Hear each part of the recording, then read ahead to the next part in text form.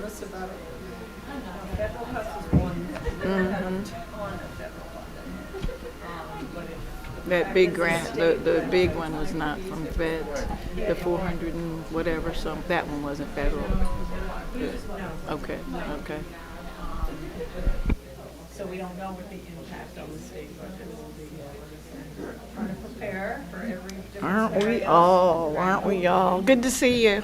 So far. Mayor, we ready for you? We are live. Thank you. Good evening, everyone. Welcome to our discussion of the Housing Element and Fair Share Plan, the fourth round. We are so happy for those of you that decided to join us here, and for those who are at home. Tonight is all about you all. It's my honor to welcome you here to this important gathering, and we discuss Montclair's future in housing, our housing needs, and the steps we're going to take to ensure that our community continues to thrive and into the next decade and beyond. This plan is for the 2025 to 2035 year housing element, fair share plan, and so your participation is something that is invaluable to us. Montclair, as you all know, is a diverse and vibrant community. That's usually the first thing that people say when they say, Montclair, they think of diversity. So in our diverse and vibrant community, it's home to people from all walks of life. It's home to people with different backgrounds, different needs, and different aspirations. We pride ourselves on being a place where everyone feels welcomed, supported, and valued. As we look to the future, we recognize that it's our responsibility to ensure that our housing policies reflect and accommodate that diversity in order to help us to maintain that diversity. We know of recently many people have had questions and concerns about that as we watch various groups and populations declining in Montclair while others are rising. And so tonight we want to look at those things and try to figure out what we as a group can do to try to ensure that we maintain that diversity. Over the years, Montclair has worked hard to create a variety of housing options and support our community's diverse needs, from affordable housing units to market rate homes. We've endeavored to provide choices that allow people of all incomes, all ages, and different family structures to find a place here in Montclair called home. There's still a lot of work to be done. As we move forward with the development of the 2025-2035 Housing Element and Fair Share Plan, we're committed to furthering our efforts to provide accessible, affordable, and sustainable housing opportunities for all residents, whether you're young professionals, growing families, seniors, or those in need of supportive services. And we also want to make sure that we include those who are unhoused, our Montclair unhoused residents. We want to make sure to include everybody in our plans as we move forward, but we can't do this alone.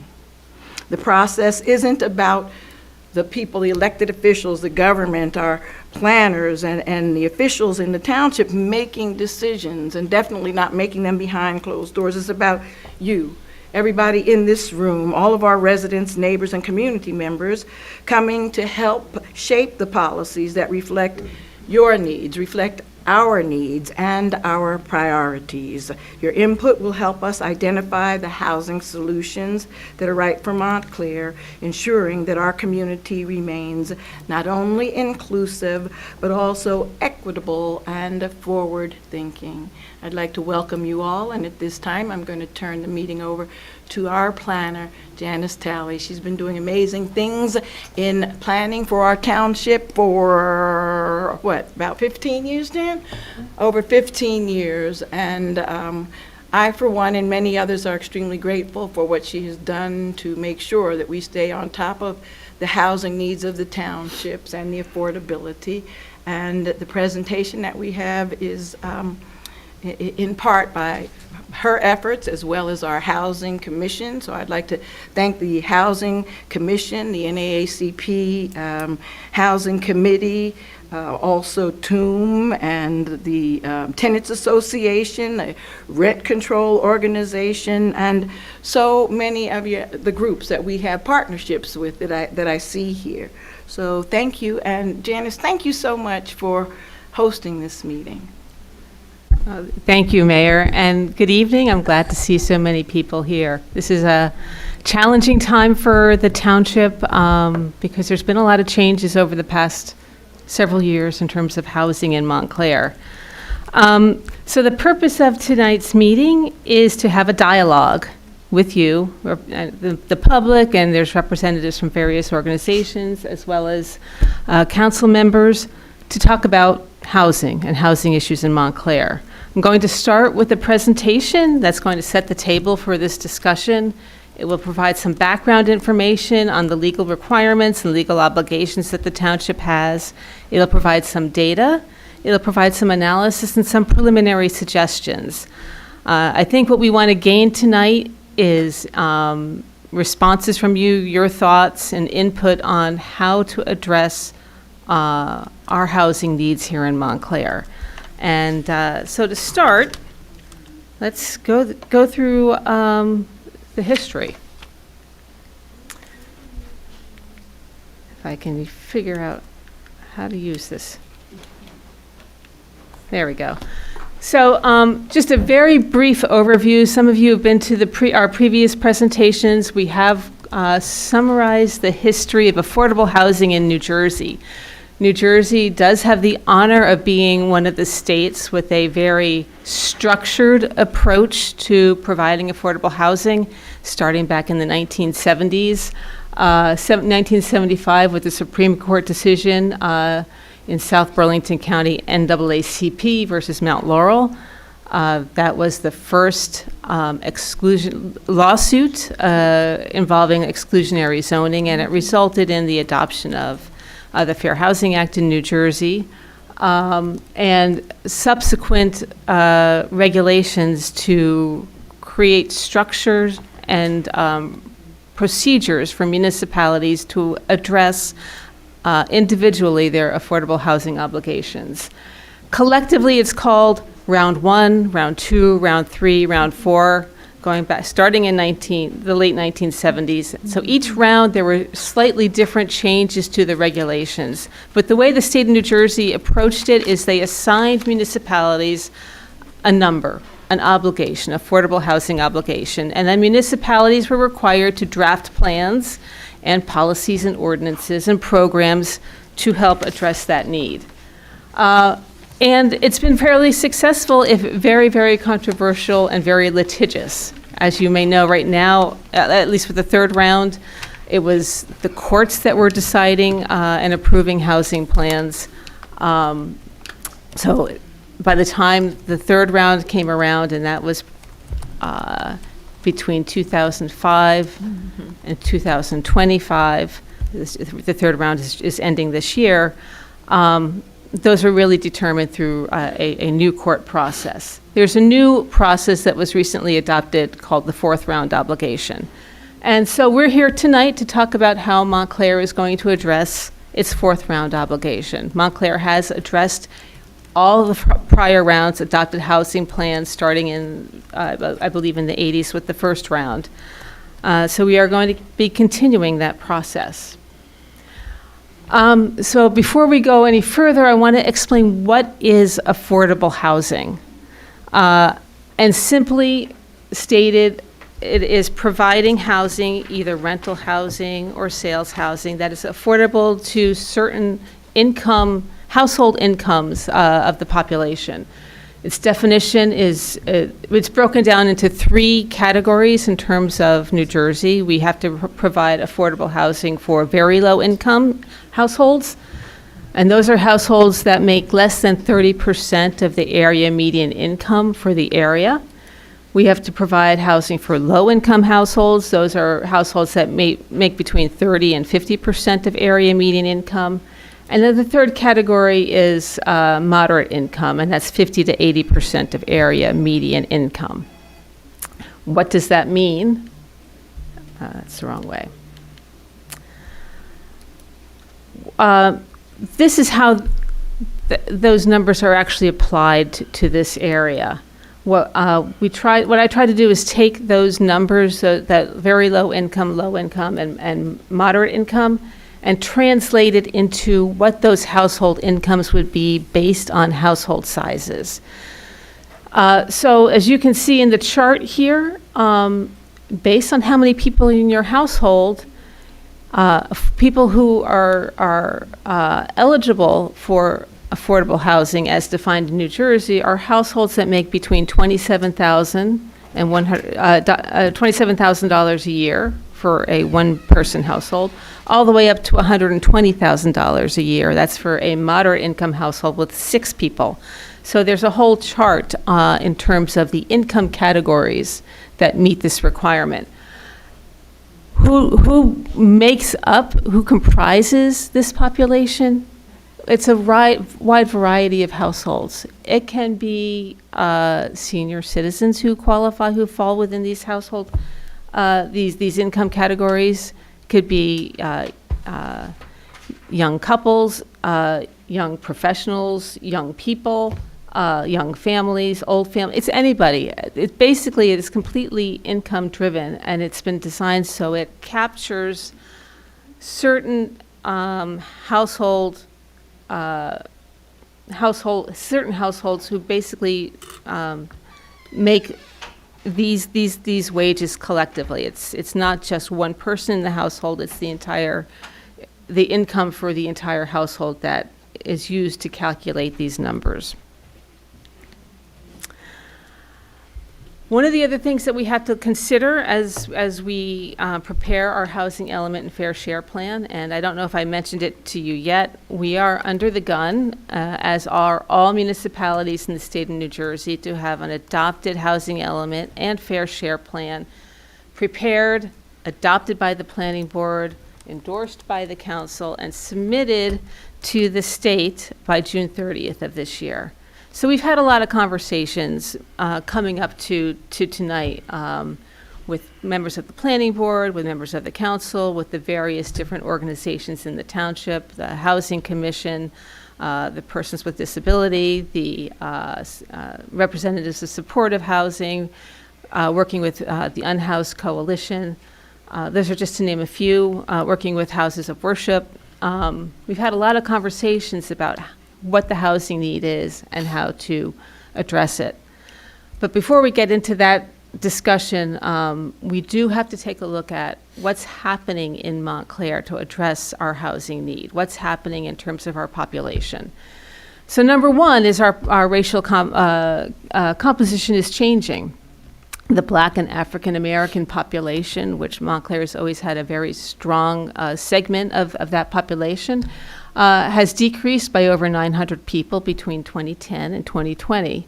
That's a 9% decline. We did take a look at mixed race households to see what's been happening with that segment over the same period, and that has increased.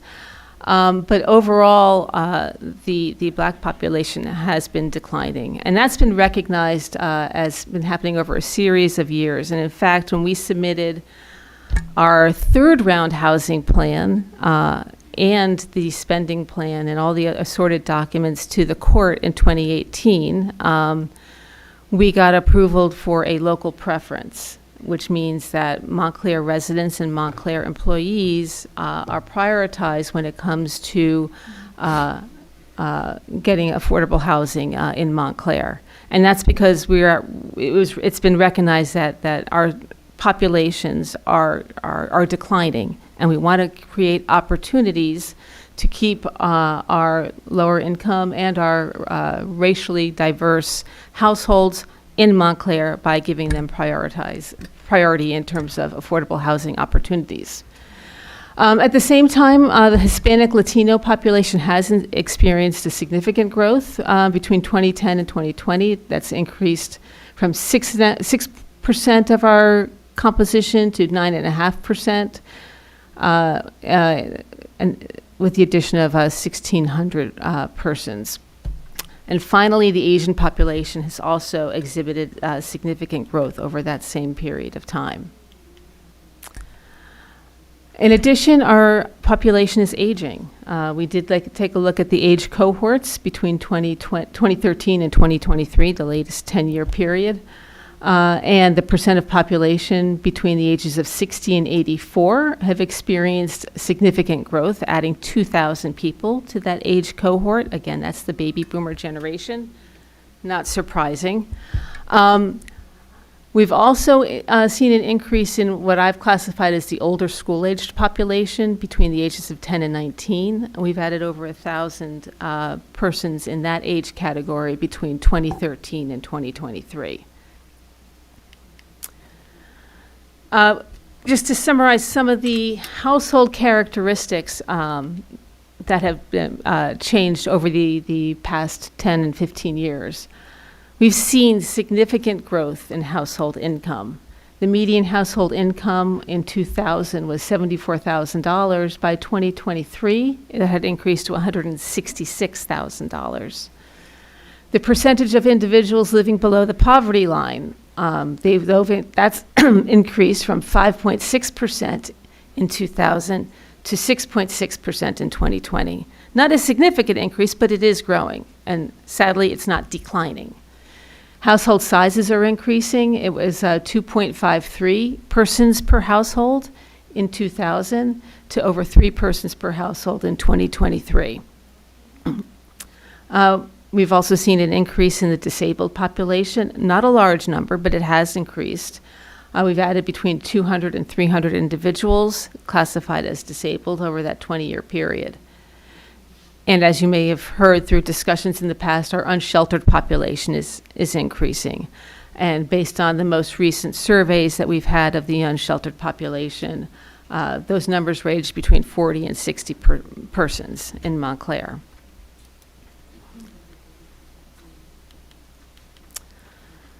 Looking at our housing stock, again, part of a housing plan is to determine whether the existing housing stock that we have meets the needs of our population. So here's some statistics. 60% of our housing stock is owner-occupied, 40% is renter-occupied. We have 50% of all of our housing stock is single-family homes. That means the other 50%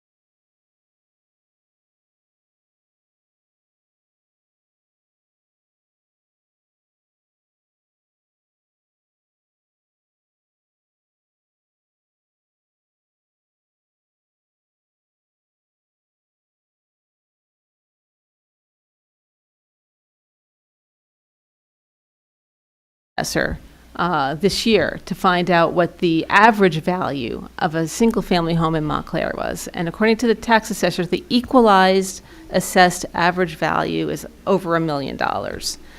So we've seen some significant increases in terms of the values of our housing stock. On the rental side, in 2010, the median monthly contract rent was $1,200, $1,281. By 2023, the median monthly rent has increased by 60% to over $2,000 a month. Even more concerning, in 2023, over 40% of renters in Montclair pay more than 30% of their income towards towards their housing costs. If you pay more than 30% of your income towards housing cost, according to the calculations in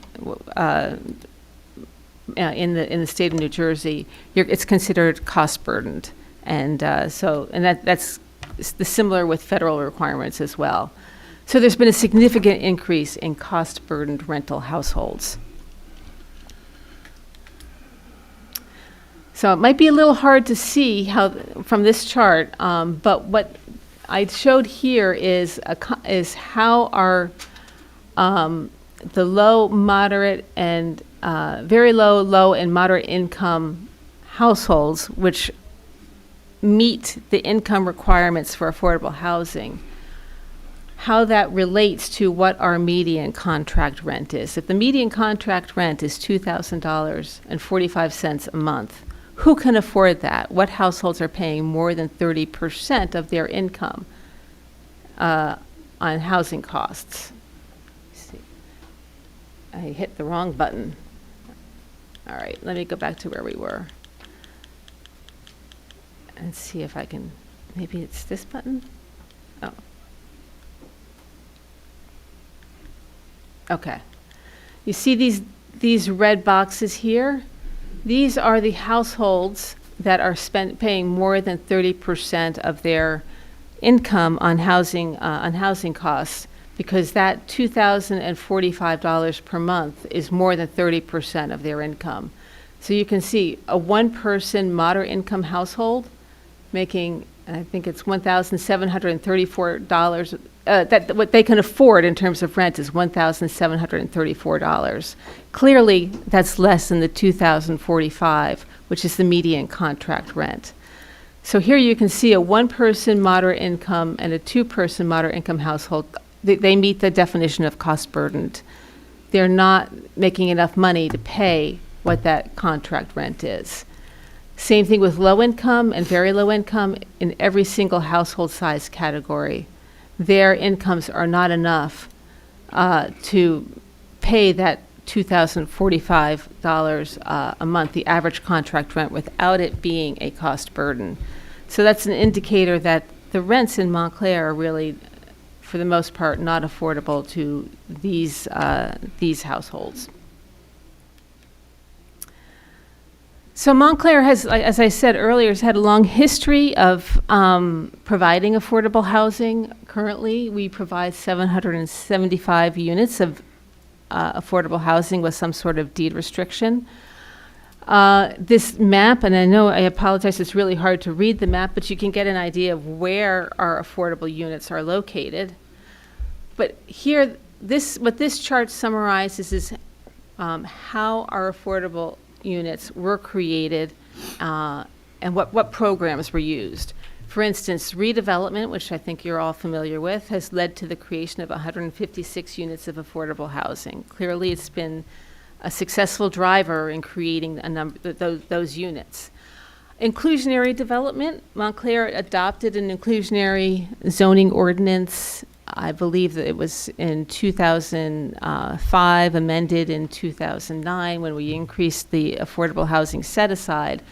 So it's been in existence for about 20 years, but it's only led to the creation of 12 units. So, and those units, the advantage of those units is that they are pretty much scattered throughout the township. They're not all clustered along in the Fourth Ward or along Bloomfield Avenue. Most of our redevelopment units are along the Bloomfield Avenue corridor.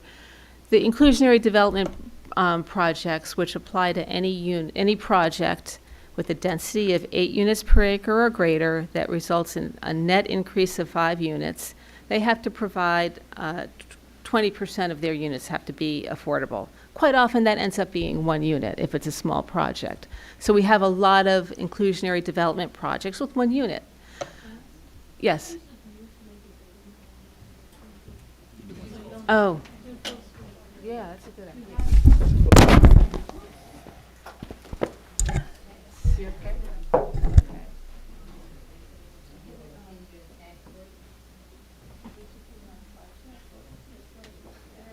Sorry. New developers that come to the town, you give them a 10-year tax break or you give them a break? If you can, I should, if you can let me get through the presentation, and then we'll be able to answer questions afterwards, okay?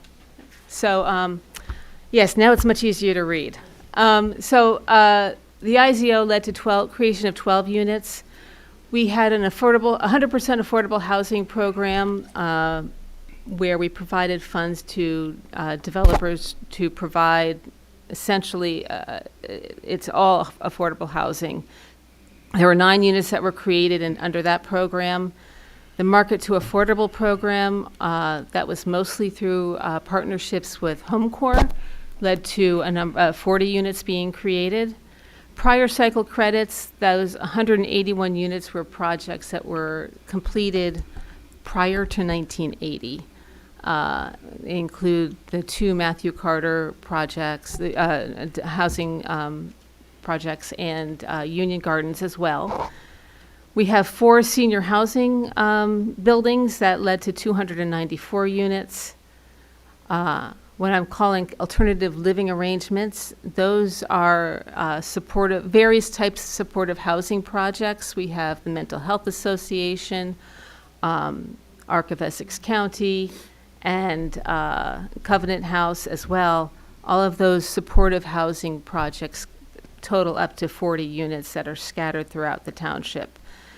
The final category is extension of controls, because all of these affordable units that are created have an end date for their affordability controls. And we did adopt a program within the past 10 years where we provided funding to owners of units whose affordability controls expired. Those funds were used to fix up the unit. In exchange, we put another 30-year affordability control on them. We also worked with HomeCore. They had some units whose affordability controls expired, and so they fall under that category of expiration of control. So once you extend those affordability controls, they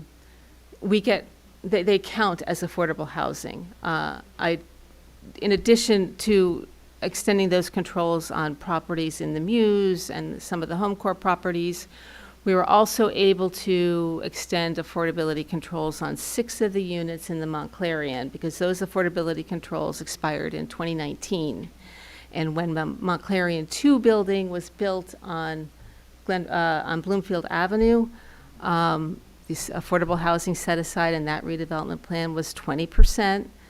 And as part of that arrangement, they provided 2 units in the new building, and they extended the controls on 6 low-income units in the Montclarian 2, the original Montclarian building. So we got credit for 8 units in that project. So in total, we have 775 units of affordable housing in existence right now. Over the years, some of the affordable units whose affordability controls have expired, or they no longer qualify, but these 775 units do. So one of the things in preparing a housing element and fair share plan is we have to identify land that is most appropriate for affordable housing. Well, as a built-out community, Montclair does not have a lot of land that's available for affordable housing. Most of our affordable housing is built through some kind, either adaptive reuse of an existing building or redevelopment. So the focus here is on redevelopment initiatives on privately owned land, redevelopment that can be managed by the township, or it could be redevelopment through adaptive reuse of existing buildings. And finally, we do have some vacant land that's owned by the township that can be made available for affordable housing.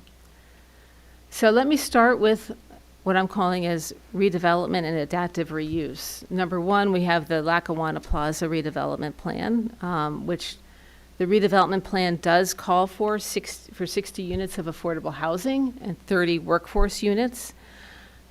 We've, when we adopted the Lackawanna Plaza redevelopment plan, we did create a new program, a requirement that 10% of the units be available for what's called workforce housing. Those are households that make between 80% and 120% of area median income. And we added a requirement that they be administered using the same procedures as the affordable units, so that the developer would have to provide the subsidy to make sure that those units are affordable for workforce eligible households.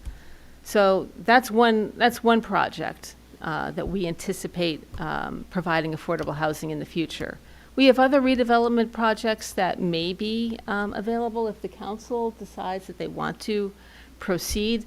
The Montclair Center Gateway Phase 2 redevelopment area, we prepared a redevelopment plan. It was never adopted. It's certainly, that's over by the Leach Building. There's always a possibility to, and the police station, there's always a possibility to do another redevelopment plan for that area and include affordable housing. If the township decides to do that, the job of the planner in preparing a housing plan is just to identify possibilities. There's also other properties in our commercial districts that are underutilized. The number one that comes to mind is the DeCamp bus site. They've closed down, they've sold the business. It's a very large piece of property. So there's an opportunity for that to be adapted and redeveloped and to provide affordable housing there. I believe I have that area shown in this area. Another consideration, there is another piece of property over there. I believe the Northwest Development Center is also, might be closing down, so there's an adjoining property there that might be available for adaptive reuse or redevelopment and maybe some affordable housing in that area. We had talked before about the Acme Shopping Center on Valley Road. The only reason I say that might be available, it's a one-story building. It's got a very large parking lot. It could be used in the future for mixed-use development. So there might be an opportunity to provide affordable housing there. All I'm doing here is identifying underutilized properties in our commercial districts. The vacant township-owned properties, the first one that you see here is the property on New Street. This was in our last housing plan, was never developed. We did issue an RFP, but we couldn't come to terms with a entity that submitted a proposal for that, and there was a decision not to develop it at that time for affordable housing. So it's still there. And the plan at that time was to put two-family houses there. They would have been 100% affordable. That's still a possibility for the township. We also have property on Wildwood Avenue that's vacant land owned by the township. In the past, we've talked about carving off the property that fronts on Wildwood Avenue and subdividing that to create 4 lots, which would fit in with the lotting pattern, that area. So there is a possibility to put 4 two-family houses there. And that, again, if you make that affordable housing, you could have 8 units there on township-owned property with parking in the rear. So those are some potential properties that are owned by the township. We've had conversations over the past year with faith-based organizations. It's a nationwide trend that congregations are getting smaller. There's a lot of excess resources that a lot of faith-based organizations have. We've actually seen it in Montclair, and I'll get into it in later. So there's an opportunity for faith-based organizations to embrace affordable housing and perhaps utilize or consider adaptive reuse of their excess buildings for affordable housing, or if they have excess land, using that for affordable housing as well. In addition, I know quite a few of the faith-based organizations also have parsonages. Those are in residential areas. Those can be used for affordable housing too. So there's a lot of opportunity with working with faith-based organizations to provide affordable housing. The positive side here is, as you can see on the map, that these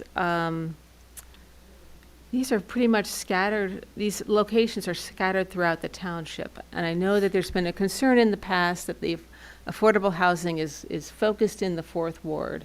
So we've made an attempt to look for opportunities to provide affordable housing outside of the Fourth Ward. And this is one mechanism working with our faith-based organizations to try and accomplish that. Some examples of excess facilities owned by faith-based organizations. We've seen houses of worship convert their obsolete buildings to commercial uses, such as the Church of Christ Scientist on Hillside Avenue. That was converted to office buildings, to office uses. We had the First Congregational Church on South Fullerton Avenue where they sold off excess land, and those were converted to single-family homes. So again, those are opportunities, indicative that there's opportunities to work with these organizations to provide affordable housing. We've had conversations with Our Lady of Mount Carmel Church. I know that they have their convent, former convent, that is an excess available for adaptive reuse for affordable housing. And we've heard recently, within the last week or two, that the Immaculate Conception High School on Cottage Place will be available as well. So these are just identifying opportunities where we may have for future affordable housing. The other thing we have to look at is non-conforming properties in residential zone districts. There's about 19 acres in the township in our residential zone districts where we have commercial uses.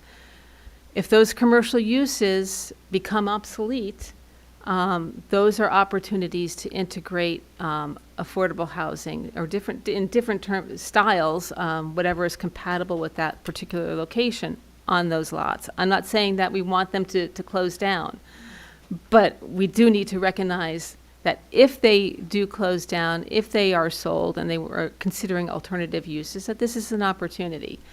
So for example, we have an office building, which is on a 1 acre lot in Belden Place. That's in the R2 zone.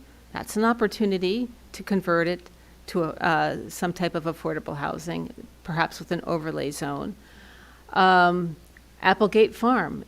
Now, that's the last thing I would like to see, ever want to see, is anything happen to Applegate Farm, because I truly think it is a Montclair treasure. My kids grew up going to Applegate Farm and getting their treats. But if it happens, it's a 2.35 acre lot. And rather than have it cut up for just single-family housing fronting on Grove Street, there might be an opportunity to be really creative and hopefully maintain. There's some historic buildings there, and allow some adaptive reuse and new construction for affordable housing while maintaining the beauty of that site. The Sawtell Learning Center, that's on South Mountain Avenue. If that ever sold, that's a huge site, 4.8 acres. And there might be an opportunity to consider an alternative use, an affordable housing option there. And then I added St. Martin's Funeral Home, that's in the R2 zone as well. Again, it's on Elm Street, it's a half acre. There might be an opportunity for that property as well.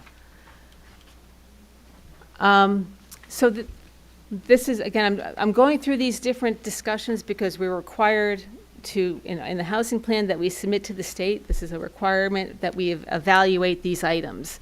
We also have to have a housing stock projection.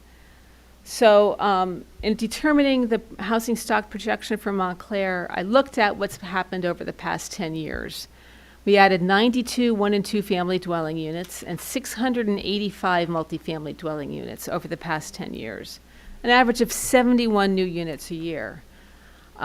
Based on the projections that I've received in various housing reports, the housing supply, the rate of housing development is anticipated to decline for various reasons. Population numbers are declining, birth rates are declining, immigration is declining, and honestly, the production of housing is declining. So for the purposes of this report, I looked at what was the projections were for Essex County. and just applied them to Montclair.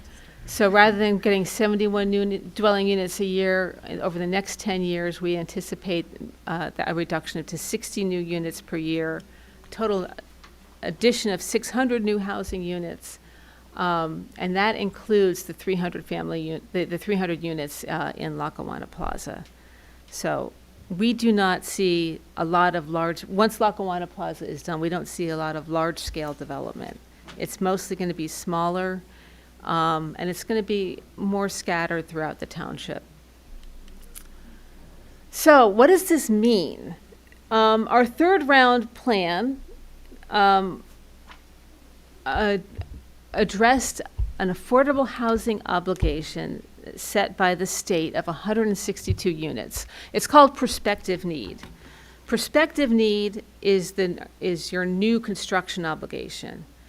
They also talk about present need. That's your rehabilitation obligation. There's two components of affordable housing.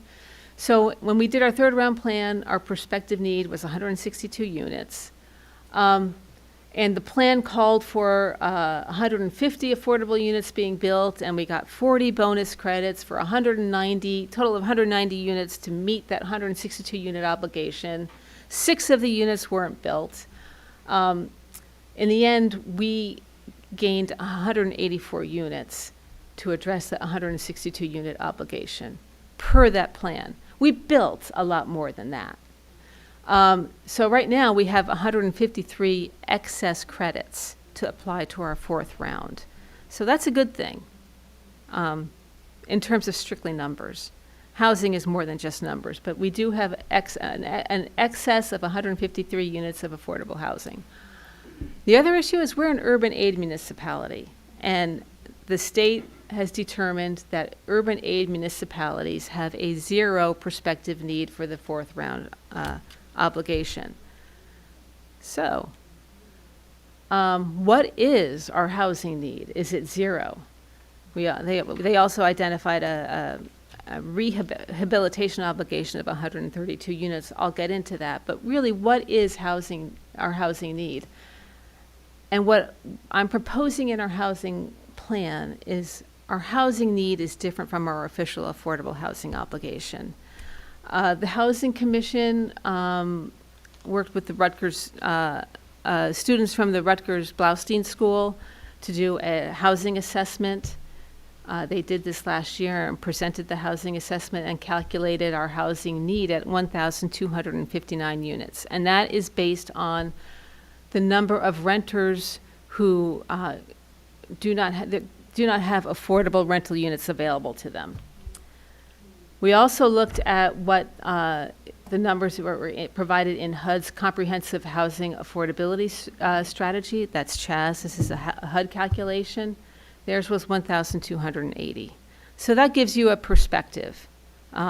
We know that we do need to provide a wider choice of affordable housing. Okay. What do we need? There's a lack of housing that meets the needs of certain households. Number one, senior citizen housing. I know we've got a certain number of units, but the waiting lists are long. The senior citizen population is growing. So there's definitely a need for more senior citizen housing.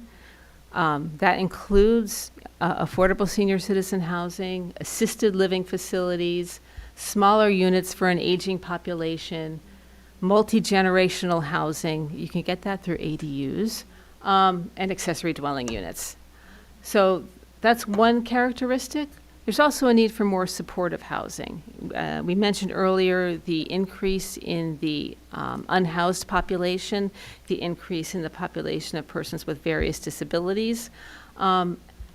And so we recognize that we do need to do a better job of providing for our supportive housing population.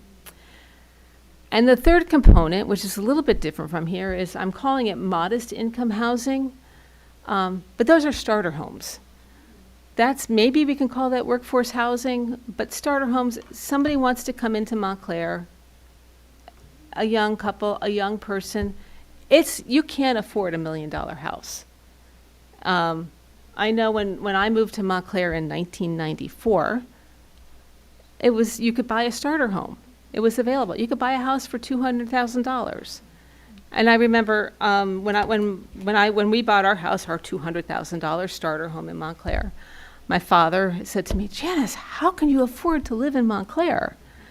I was born and raised in Somerset County. My father commuted into New York City every day on the train from New Brunswick, and we lived in one of those new communities, starter homes. He could not conceive that you can afford to buy a starter home in Montclair, because in his mind, Montclair is just this wonderful town. But you could, and I don't think you can right now. So I think we need to look at opportunities to not provide the affordable housing as defined in the state, but how can we make sure that there's opportunities for young people that reflects the diversity that we all know Montclair is. It's racial diversity, cultural diversity, income diversity.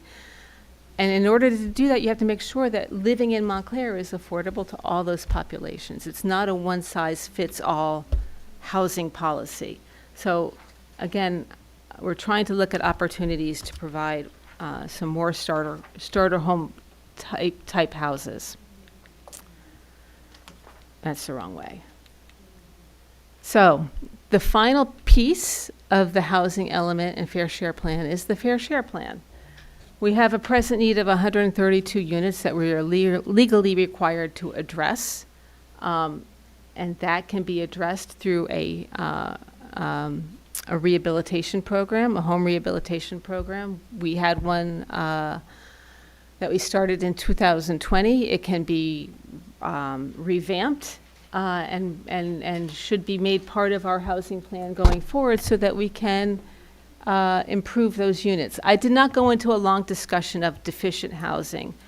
These 132 units were calculated by the state DCA based on the age of our housing stock, the number of units that are overcrowded, because we do have a certain number of units where overcrowding is a problem, more than one person per bedroom. We do have units that do not have complete plumbing. We have a lot of rooming houses that qualifies as deficient housing, substandard housing, and units that don't have complete kitchen facilities. That's how the state defines substandard housing. So the idea, what is our obligation is to create a rehabilitation program to provide improvements to income eligible households. And the program that we had in place was available to homeowners of single-family homes. It was available to multifamily homes. It was available to mixed-use homes. The key is you're making improvements to units that are occupied by low and moderate income households. And that's what we did. And that's what we can continue to do moving forward. We have to get 13.2 units per year. If we do that, we would meet the 132 unit obligation. And I talk about that a little bit here. So the other part of our housing element and fair share plan is we have to provide a spending plan. We have $2 million in our housing trust fund right now. And the spending plan that was adopted or approved by the court in 2018 that's what created our home improvement program and all the other programs that I talked to you about previously. So what I suggest is in our new spending plan, we include the home improvement program. We will revamp it, maybe increase the amount because the previous plan was only maxed out at $24,000 available per unit. Construction costs have increased. So I would suggest perhaps thinking of increasing the amount we can spend per household. But what I might have failed to say is the spending plan that we're preparing for this plan has to plan for $5 million. We've got $2 million in our Affordable Housing Trust Fund right now. We project to get another $3 million by 2035. So our spending plan will be a $5 million spending plan. Part of that will be a home improvement program. My suggestion is that we also expand the home improvement program because, again, before it was capped out at $24,000 a unit. Maybe we increase that to $30,000 a unit. But I think we should create a subcategory for gut rehabilitation. There are units out there that we were not able to rehabilitate before because the amount of money needed was so much more than $24,000. So let's expand this program for gut rehabilitations. Maybe we allow $70,000 per unit. I'm not sure what the number will be, and we should have these discussions. And that way, we could provide funds for those units that need significant investment. And we can target neighborhoods. I know there was a suggestion that Janice, your home improvement program money was spent all over, throughout Montclair, but it's really needed in certain areas. We have to be equitable, but we can certainly market and target certain areas and reach out to them. And as long as they are income eligible and as long as they pay their taxes, then they should be eligible for the funds. And as long as they actually need these improvements. The home improvement program is really to address building code violations. It's not to add, fancy new kitchens or put an addition on a building. It's really to bring those units up to code. Wrong way. So, prospective need. Now, this is in order to continue to maintain our affordable housing supply, because as you remember, these units are deed restricted. Those deed restrictions end, and at some point, the units will fall off of our affordable housing inventory and become market rate. Not all of them, but some of them do. And even if we try and extend those affordability controls, a developer, they can say no. They want to go to market. So there's always going to be a need to replenish our supply of affordable housing. So we're going to address our prospective need, which is 0, but we can meet that through the development of the affordable units that are proposed at Lackawanna Plaza. But I'm suggesting, that's where we have the 20% set aside for affordable and 10% for workforce housing. But there's other opportunities. We purchased 14 Miller Street. We still, to this date, have not sold that property or leased that property because we're waiting to try and see what's going to happen with HomeCore, and because they own some of the other properties in that neighborhood. But our plan should include selling that property or leasing. I think it's probably better after having conversations with various nonprofit organizations. They can finance and get funding to rehabilitate that building to create 3 affordable units. It does need quite a bit of work. And so we have 14 Miller Street is an opportunity to create more affordable housing. Wildwood Avenue, as I said earlier, if that's subdivided into 2-family houses, we could get 4 lots of 2-family homes there. There would be 8 units. We have 52 and 54 New Street. We can get 4 units there as well. I'm just talking about opportunities.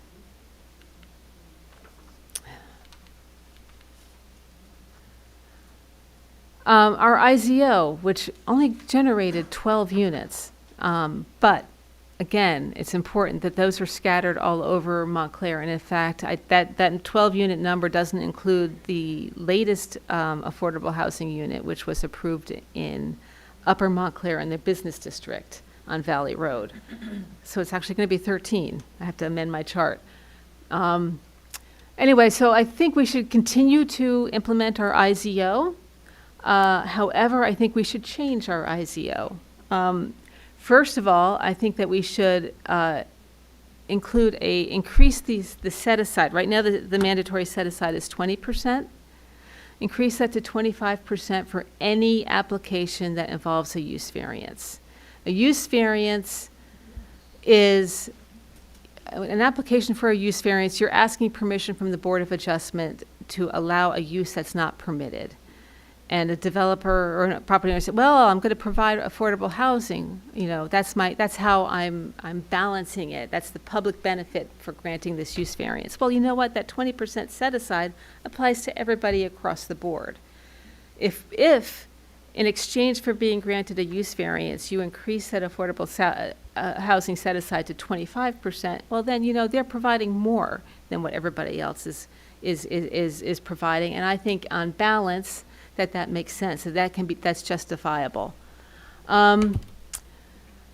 We also, is a suggestion is that of those units that are created, despite which method, that 15% of the newly created affordable units be reserved for households with special needs. So if you have a project like Lackawanna Plaza, where you have 60 affordable units, 15% of those 60 units would be set aside for special needs households. And that's how we address, part of how we address the need for supportive housing.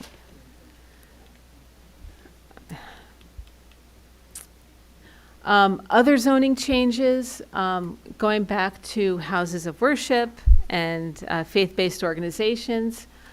Honestly, a lot of them are not permitted uses in residential zones, despite the fact that they are located in a residential zone. So I think we should take a look at the zoning requirements for houses of worship, and making it a permitted conditional use in residential zones, so that we can add requirements in which we require, if they are being adapted to a residential use, for instance, an excess building is being adapted to a residential use, it would be permitted as a conditional use if it's 100% affordable.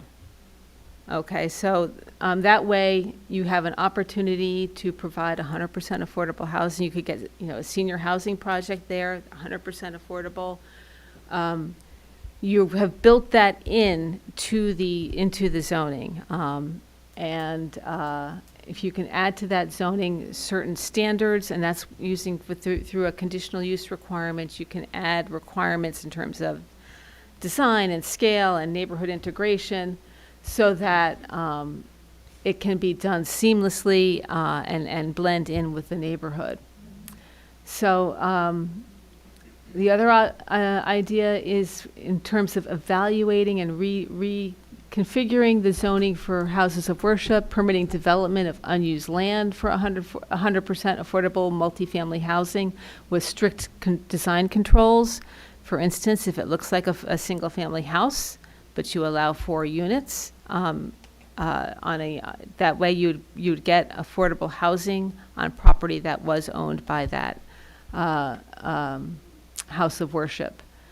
Again, and also permitting senior and supportive housing as a permitted use on properties that are associated with houses of worship.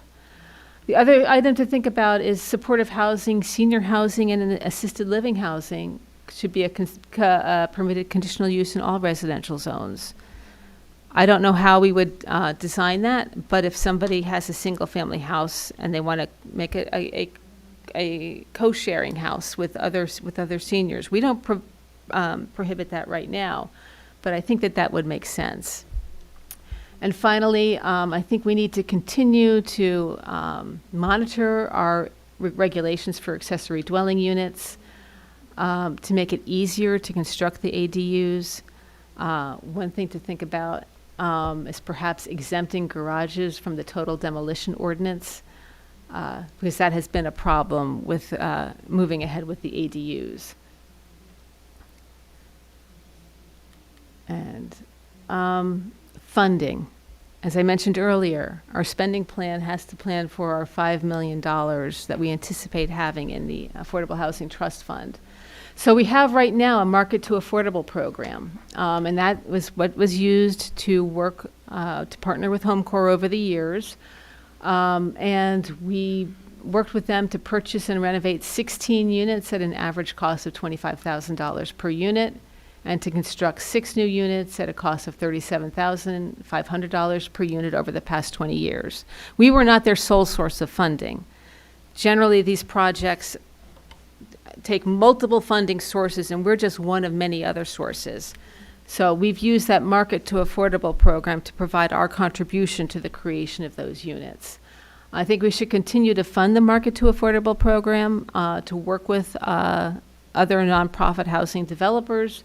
We may want to increase the per unit subsidy. Right now, it's just a minimum. And again, over the years, we've paid between $25,000. I think we had one project that was, we subsidized at $50,000 a unit. Create a new funding program for 100% affordable housing. We've got some projects that and we want to encourage 100% affordable housing. So if we can create a funding program that's specifically aligned for those types of uses. So if a developer is coming in and they want to build 100% affordable senior citizen housing project, we can tap into that fund and say, we will help contribute to this project to make it doable. Create a new funding program for supportive and special needs housing. Very similar. We've actually had requests already from developers of supportive housing who want us to help support them. They get funding from multiple sources. So I think we should create a funding program for that. And I added create a new funding program for affordable ADUs. This is really hard to do because when you build an affordable ADU, then you have to affirmatively market that unit. It means you have to draw your tenant, the occupant, off of our waiting list. We have 20,000 names on our waiting list. And of course, we prioritize Montclair residents and Montclair employees, but still you have to draw from that waiting list. But I want to keep that in there because the state has been talking for the last year about funding a pilot program in which they would provide money to build affordable ADUs. So I think it's important to keep that option open, and I think if the pilot program is created, we would like to participate in that. And so finally, this missing middle modest income housing. One of the things that Montclair has, and what planners call naturally occurring affordable housing, I think I talked about this at a previous meeting, those are modest homes. We've got certain areas of the township where small single-family homes were built, or two-family homes. Some of these are very old, but we do have certain areas that were built with modest housing. And what we want to do is maintain those small, modest housing units so that the market keeps them affordable for certain segments of the population. How do you do that? Number one, by preventing demolition of those units. We've had conversations with the Historic Preservation Commission to try and identify neighborhoods that have historically been starter homes for work. I guess it's called worker housing is how it started out. And we want to keep those if we can. We also want to help rehabilitate those if they need. So again, targeted rehabilitation. We want to match the preservation of those units with a rehabilitation program and keep those affordable to residents. We also want to limit the size of additions. We can do that by certain zoning requirements, establishing a residential floor area ratio that will create a maximum volume, a maximum floor area for housing units. We actually have access in GIS from the tax assessor's office to the floor area, the estimated floor area for each house on each parcel in Montclair. So we can do a pretty good calculation of what the existing floor area ratio is for individual properties and for the entire township. So again, as I mentioned here, doing a sliding scale residential floor area ratio, because obviously it might be higher for small lots where the house takes up a much larger percentage of the lot than in our larger properties where the house takes up a much smaller percentage of the lot. So we plan to continue to evaluate that and come up with perhaps a system of calculating a floor area ratio. I've seen ordinances where you limit, in order to maintain this naturally occurring affordable housing and keep those small, modest-sized homes, you limit the size of an addition to no more than 20% of the original structure.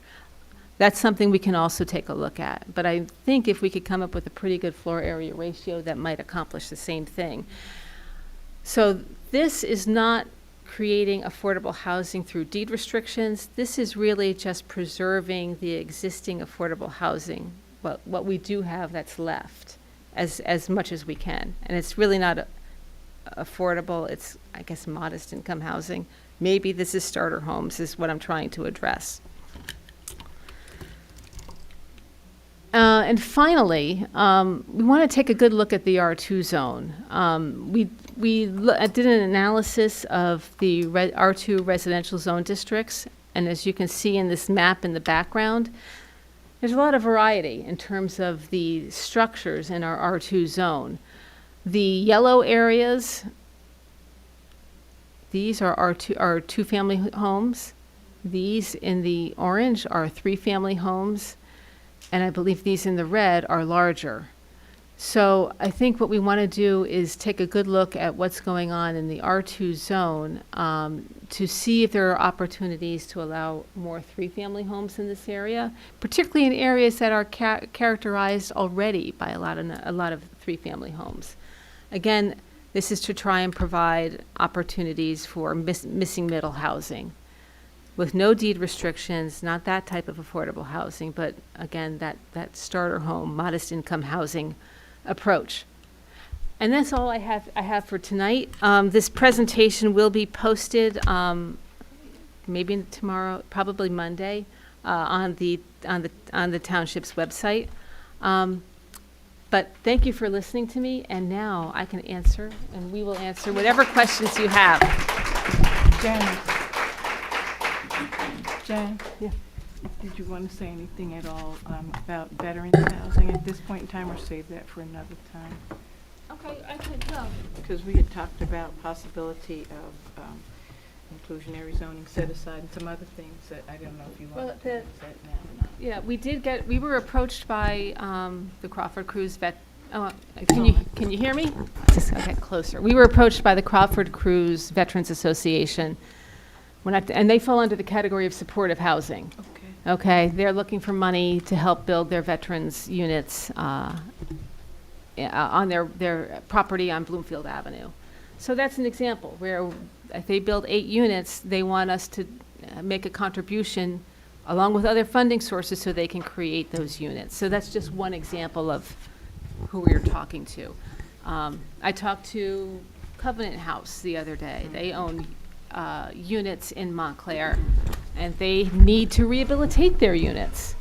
And our rehabilitation program, our home rehabilitation program, was structured so that we can use it to work with multifamily structures that are occupied by low-income housing. HomeCore, it was structured so HomeCore could access our home rehab program. Covenant House could do that as well once we get it up and running and revamped, if the council decides to do that. So, are there any questions? Yeah, well, first, thank you for Do all they the work. need to come forward? It's being taped. Please, if you have questions, if you can come up to the mic, because this is being recorded on TV 34, and they won't be able to hear you at home without that. Thank you. I just wanted to say thank you for the work you put into this and to everyone that contributed. I guess I was wondering what the next steps are to get ready for the June 30th deadline. I know Montclair Local published that list of recommendations, but I kind of saw your presentation seem different. Sure. I think the Montclair Local published the recommendations from the Housing Commission, which are a little bit different from my recommendations, but we did work together. The time frame is I am going to be working with the council and with the planning board to move this ahead. For instance, Monday night, the planning board has a meeting. We're going to talk about exactly what's going on here. I anticipate working with their subcommittee to evaluate the R2 zone. So yes, we want input from you, and I have to get input from the council members and the planning board members, because this is a little bit unique. The plan is adopted by the planning board. The plan is adopted by the planning board, but because it involves ordinances and a spending plan, expenditures of money, it also has to be endorsed by the council. Not always the easiest thing to do, all by a deadline of June 30th. So we're going to continue to have these conversations. There's been talk about having a follow-up meeting. So I think what we want to do is we want to hear from the public about what you think. The council certainly told me that that's what they want to hear from the public. Okay, so I support the Housing Commission's recommendation to increase for new development, 20% to 30%. I've heard a lot that that usually isn't enforced, so I wanted to know if that was true, and if it is true, why is that the case? I can respond. In some of our redevelopment plans, the earlier ones, the redevelopment plans had a set aside of only 10%. So in that case, on those redevelopment plans, that was a decision by the council at that time to do the set aside at 10%, even though the ordinance required 20%. Our last two redevelopment, well, the Eastern Gateway redevelopment plan, which is Montclarian 2 and the Vestry, both of them have a 20% set aside. And the Lackawanna Plaza redevelopment plan has a 20% set aside. So how many units total does that come to that have been enforced for the set aside? Or the council decided not to? I could break down, I don't have the numbers right Okay, now. because people but are always talking about that, so it's nice to that was, understand it. again, when you do a redevelopment plan, it was a council decision because there's other asks and other Yeah. obstacles. And so there was a decision years ago that they had to set aside at 10%. Right. Then I forget which council it was, I think where they came in and said, no, we're going to stick to the 20%. So again, over time, the council has changed. Is there a And way so- to build it into the ordinance so that the council can't change their mind? Not in redevelopment Let me plans. just share with you, and thank you for being here, Kate.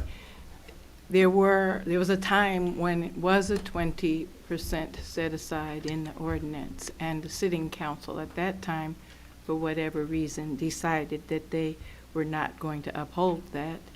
And some of the reasons that I remember were that, the developers won't go for that and other types of things. So I know from experience here that there are times that it was 20%, and the sitting council then made a decision that they weren't going to uphold that. Mm-hmm. And that's only with redevelopment. Mhm, It always mhm. applied, Right, so to zoning. also with the redevelopment, so I guess eventually it runs out of time that those units are affordable. So with the Lackawanna affordable units, that just is a has to eventually run out, or can you just say this will never run out? No, you have to have an end date, and So you do have to have a run out date. Yeah, the deed restriction can't be permanent. Okay, It- so what it'll- is it for Lackawanna? Well, it's okay. Our current regulations say 30 years. Okay. The new state regulations say 40 years. So when we redo our ordinance as part of this plan, that will increase to 40 years so that we can be consistent with the new state requirements. Okay, and then I know other people probably want to ask questions too, but also I just was wondering about upzoning. So I know that was a big recommendation with the Rutgers plan, the Rutgers suggestions, just around transit stations especially. But talking about with starter homes, if we could also add more R2, change more zones from R1 to R2 to be able to create duplexes and fill in some of that missing middle. I think I know I'm going to be working with the planning board on evaluating the R2 zones. I think what we will do is we'll take a good look and see if there's any place that's appropriate for that around those train stations. When I briefly went through, I didn't see any places when I briefly looked at it at this point, but again, what our next step is going to be is to be working with the master plan subcommittee of the planning board to do a wholesale analysis of that. Okay. Thank you. If no one else has questions, I'll be back. Actually, I was wondering, Janice, do you mind if I just introduce myself quickly? Oh, come on gosh, up. Come on up. Hey, guys. Thank you for being here. No, thank you guys for doing There's this. our chair. So I think some of you know me, maybe a lot of you don't. My name is Christina. I am a relatively new Montclair resident. I moved here in 2021 from Clifton, New Jersey, born and raised Passaic County resident. I am a member of the American Institute of Certified Planners. I've lived in the 4th Ward since then, and when I moved to Montclair in 2021, and looking at the stats that Janice shared, at that time, at my salary, I would have been considered a low to moderate income homeowner. And if I was to try to buy my condo now, I think that would be impossible at my salary range, and given how much prices have appreciated in just those 3.5 years. But I really want to thank Janice for an amazing presentation. She has been really great in working with us, the Housing Commission, many of our members. If they're not here in person, they're on Zoom, and so she has been very gracious in hashing it out with us over these many months. I have a lot of deep respect for Janice and her expertise, and I also appreciate the council's willingness and initiative in pushing forward the idea that we need to address our housing in Montclair. I'm not going to take up a lot of time because I know I want to hear from everybody else, and you guys have heard from me enough, probably from the Montclair Local. But I did want to share something that longstanding members of the Housing Commission have shared with me, and I think it's important, and many people in this room might be familiar with it. Over 20 years ago, Montclair had a town hall similar to this, and that resulted in the council at the time commissioning a study on Montclair's housing landscape. And housing diversity and affordability have long been concerns in the township, and they passed public ordinances reaffirming that 10 years ago. And the problems and the solutions identified in the 2004 report are very similar to the 2024 report that Janice cited from Blaustein. And a lot of great work has been done, like ADUs and rent control, but the most stark observation I made reading the 2004 report and the 2024 report, I don't know, Janice, you had the same vibe. A lot of the solutions are the same. A lot of the problems are similar, a lot of the solutions are similar, but the biggest changes are the growing disparities in income, the increase in the cost of a house, the increase in cost burden on renters, and the growing displacement of low-income renters. And so it's fantastic that the township is looking at this now and prioritizing it. This has been something that the township itself has been trying to look at and address for 20 years, and I feel like it's a wonderful time and opportunity for us to capitalize on the housing element in Fair Share Plan to really push forward some of the ideas that were suggested so long ago by so many people who might still be in this room. As Janice mentioned, we are an urban A municipality purely on a density technicality. So we don't have an obligation beyond the present need to rehab about 130 units, but that doesn't mean that we don't have the moral obligation and the consideration for economic diversity to consider being a little bit more ambitious. And I really don't want to take up too much time, but I did want to address some of the comments I saw in the Montclair Local, which might be a little bit dangerous. In 1990, there were 15,000 housing units. Most recent census says we've got 16,000 housing units, and Janice can always correct me. But in 30 years, we've built about 1,000 units. And so the township can decide if it wants to pursue the goal that the 2004 report laid out, which was about 1,100 units. The Rutgers study, which said 12,000 units for people making $50,000 or less, which is what I was making when I came here. And that can be done with projects like Lackawanna and by a variety of tools like gentle density, Yigby developments, which is Yes in God's Backyard, encouraging ADUs. Something that Janice did not mention that we recommended is transit-oriented development, and we cited the Blaustein study on that one, so Janice, we're still gonna muscle in on that one, and hopefully we can talk to the council about that. And so the council and this township can decide to aim high and see if we can preserve economic diversity in this town and make it a place where people like myself can move in. Or we could do we could do the bare minimum. And if we do the bare minimum, we're gonna see growing displacement of long-term residents and the walling off of Montclair from anybody who makes less than 6 figures.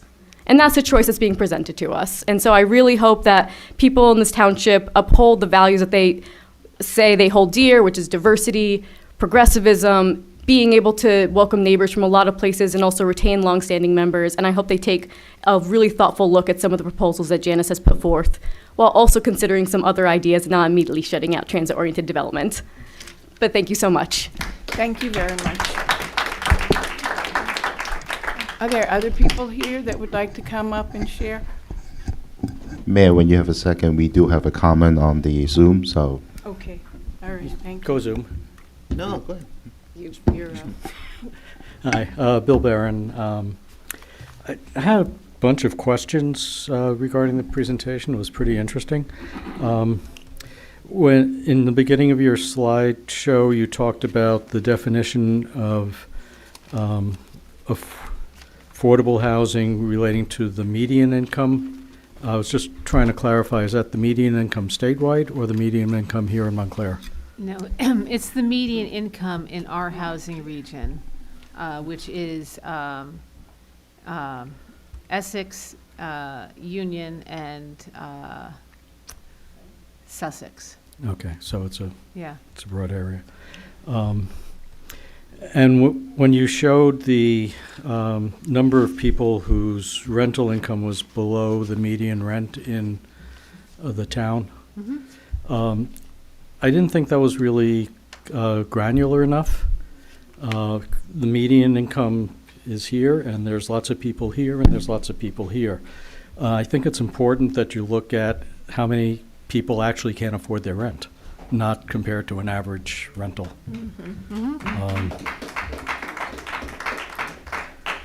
And when you talk about building affordable units like in Lackawanna Plaza, and again, you have the 3 levels of who's considered affordable, and now you seem to be adding another level, 80 to 100%.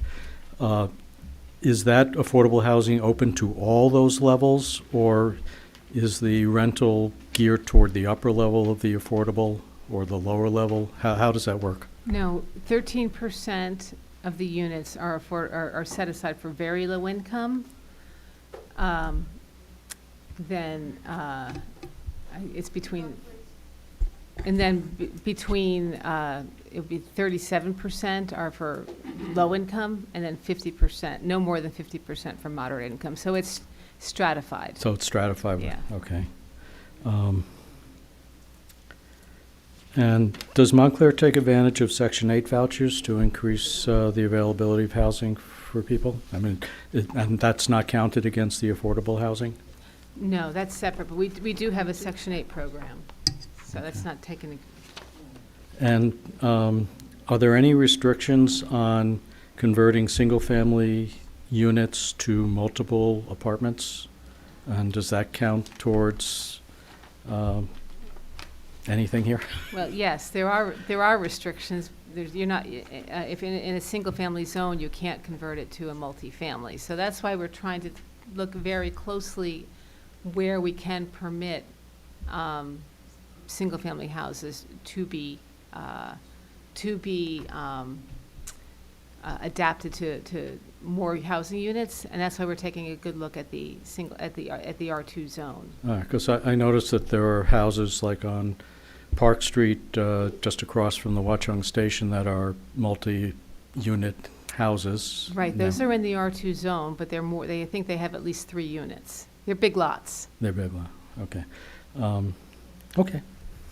But just along the same lines as you're questioning, for years on the Housing Commission, people have raised the question about the RO zones and possibly having the RO zones converted or so that they can provide for supportive housing. What is an R zone? Those are the very large houses, the very large estate types of houses, like along Upper Mountain or South Mountain, those types of things. But that doesn't seem to have made the application here. In here, it talks about the R2 moving up to R3, but I don't see anything on here that showed that we were going to, that there was any interest to look at taking the RO zone housing and allowing them to be repurposed for more density, some more affordable units there, like supportive housing. And that doesn't seem to get on here. I think, no, that's in there. That's it. This is the RO is here. No. Okay, no, my apologies. No, we recommend making senior housing, supportive housing, and assisted living a permitted use in all residential zones. And so that would Be the RO. That would include the RO. Okay, I apologize. I would like to have us do that more clearly, because where we talk about the R2 zones on here, it's really difficult to know that we are talking and considering having those conversations. And for years, I just like to make sure that everything is on the table. So thank you for putting it in here. There's somebody that's on the phone, Mr. Yes. Schwartz, and then we'll come to you. Thank you. Thank you. So we have a question in the chat from John Carlo, and the question is, has there been any consideration to adjusting the minimum lot size needed for a subdivision in the first and second wards? Many large lots that could support additional units if any of those properties were to be redeveloped, especially near Watchung Avenue, Upper Montclair, and the Mountain Avenue train stations. Okay, so we don't have a minimum lot size in our ordinance right now. So the answer to that question is no. I think Zainab and I, we've been talking about taking a look at the lot width requirements, which is I think is more applicable, but that would be township-wide to make sure that our lot width requirements reflect the actual lot widths on individual blocks. Mr. Schwartz. Okay, thank you. A couple of points. Janice, you mentioned and noted correctly a significant drop in the African-American population here between 2000 and today. Mm-hmm. We also have had a significant drop in lower and moderate income individuals during that same period of time. At the same time, we've had a almost 3-time increase in taxes during that period. Wouldn't a smarter policy have been to maintain lower budgets, lower taxes, and provide rehab credits and or tax breaks for lower and moderate income individuals during that period of time, rather than allow for redevelopment, which loses sky, changes the character of the township, and actually has platform rents higher and caused gentrification? Haven't we had almost a counterintuitive policy here by building new developments, allowing developers tax breaks, at the same time chasing out our lower and moderate income individuals? I think that's a good point. I think what it exposes is you need balance. The redevelopment program has led to the largest number of new affordable units created. We wouldn't have had them without redevelopment. It could have been higher if the set-aside had been higher, but it has been very effective at creating a large number of units. But I do agree that, yes, the market rates are high, and new development created through redevelopment created units of a much higher value than what was here before. So yes, I think that approaching things through as I said, trying to protect the naturally occurring affordable housing, preserving the sizes of the units. And again, a rehabilitation program I think is perfect, and that's what we tried to do, to allow existing income eligible households to either reinvest in the units that they own or have their landlords tap into this fund to fix up those units that are available to them. So I think you would agree that rather than tax breaks for developers, rather than new construction of multi-unit housing, it would have been a smarter policy to potentially give some tax breaks to seniors, to lower and moderate income individuals, to keep them in their households because they couldn't pass on the households to their kids. that's not what I said. I said I think redevelopment has been very effective at creating the largest number of affordable units that have been created over the past 20 years. But at what expense? On to the next point. Let's talk about what affordable housing actually means on a dollar value, because it's kicked around as a term, but many people don't have a real sense of it. It seems to be the developers pay for it. Isn't affordable housing actually a per unit subsidy that the town then has to assume the costs versus the income generated from that unit? For instance, if there's a 3-kid affordable unit, what is the tax? Let's say it's a family unit. What is the tax revenue from that unit?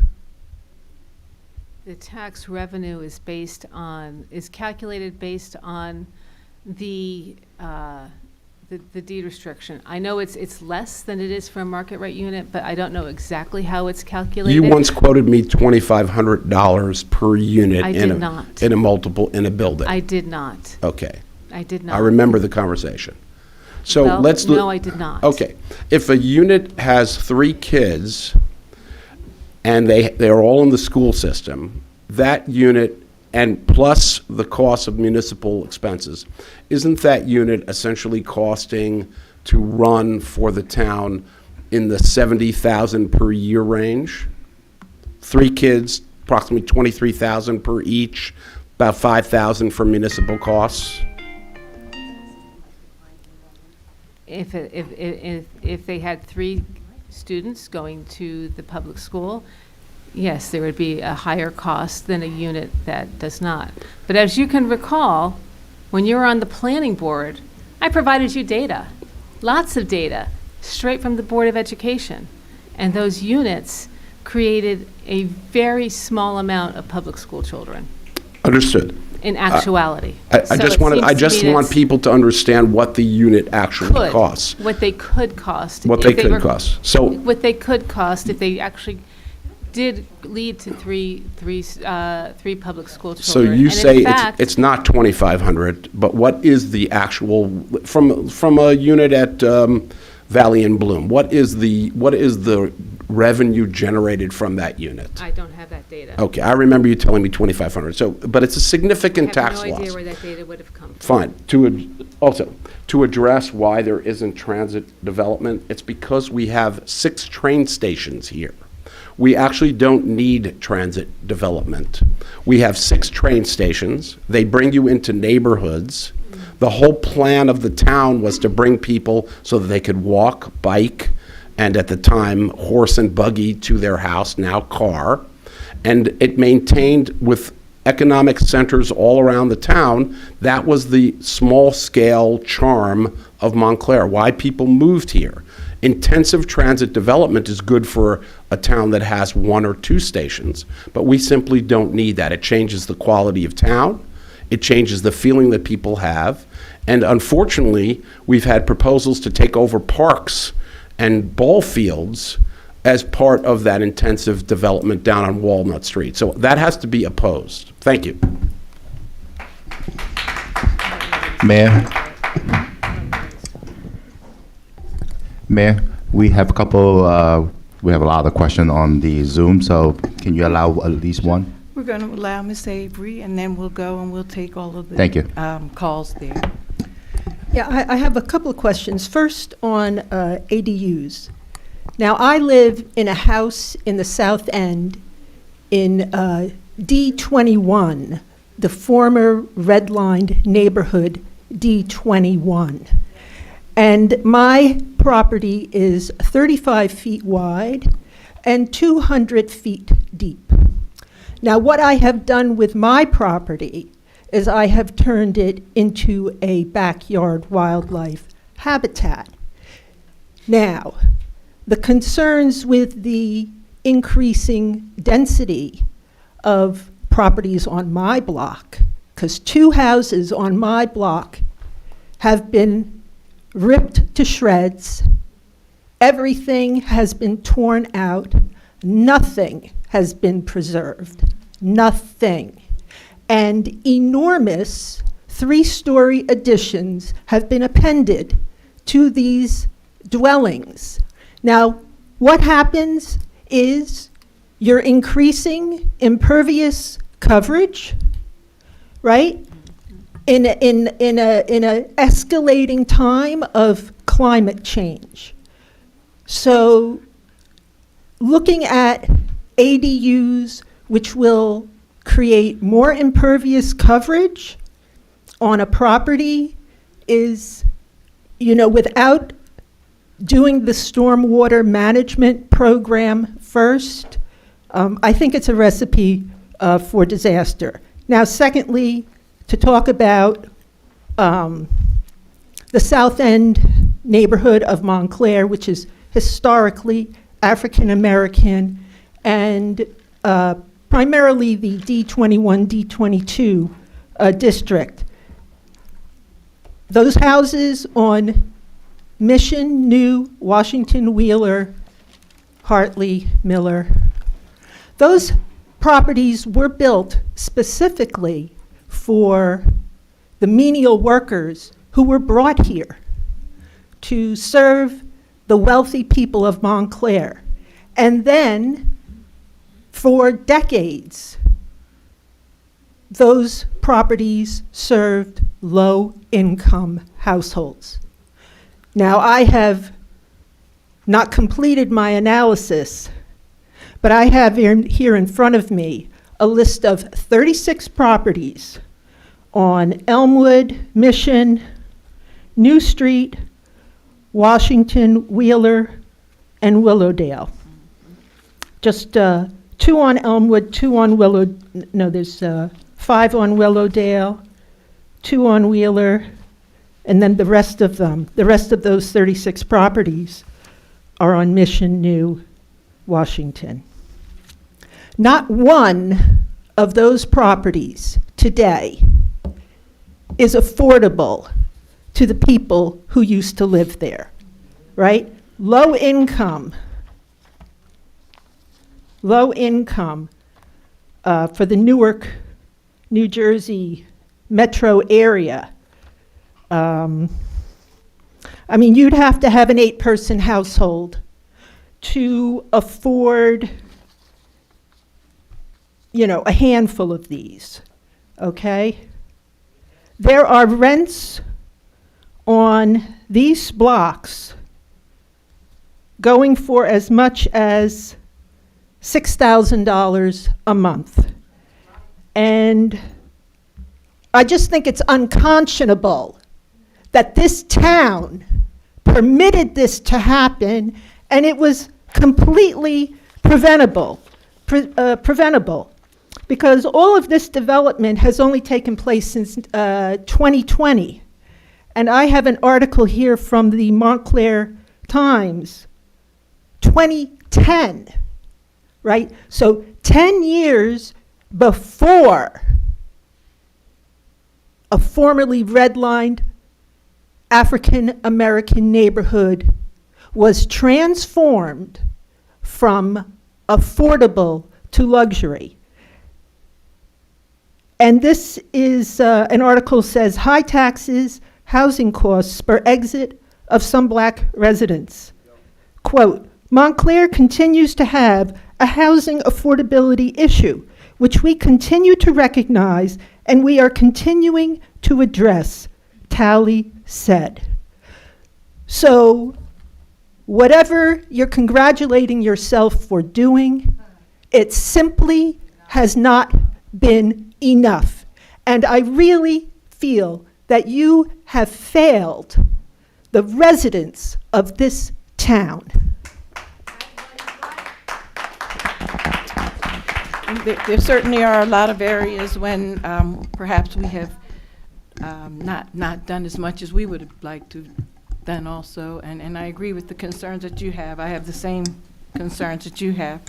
I even have a concern tonight when we're talking about the missing middle, and we're talking about not allowing to expand the footprint.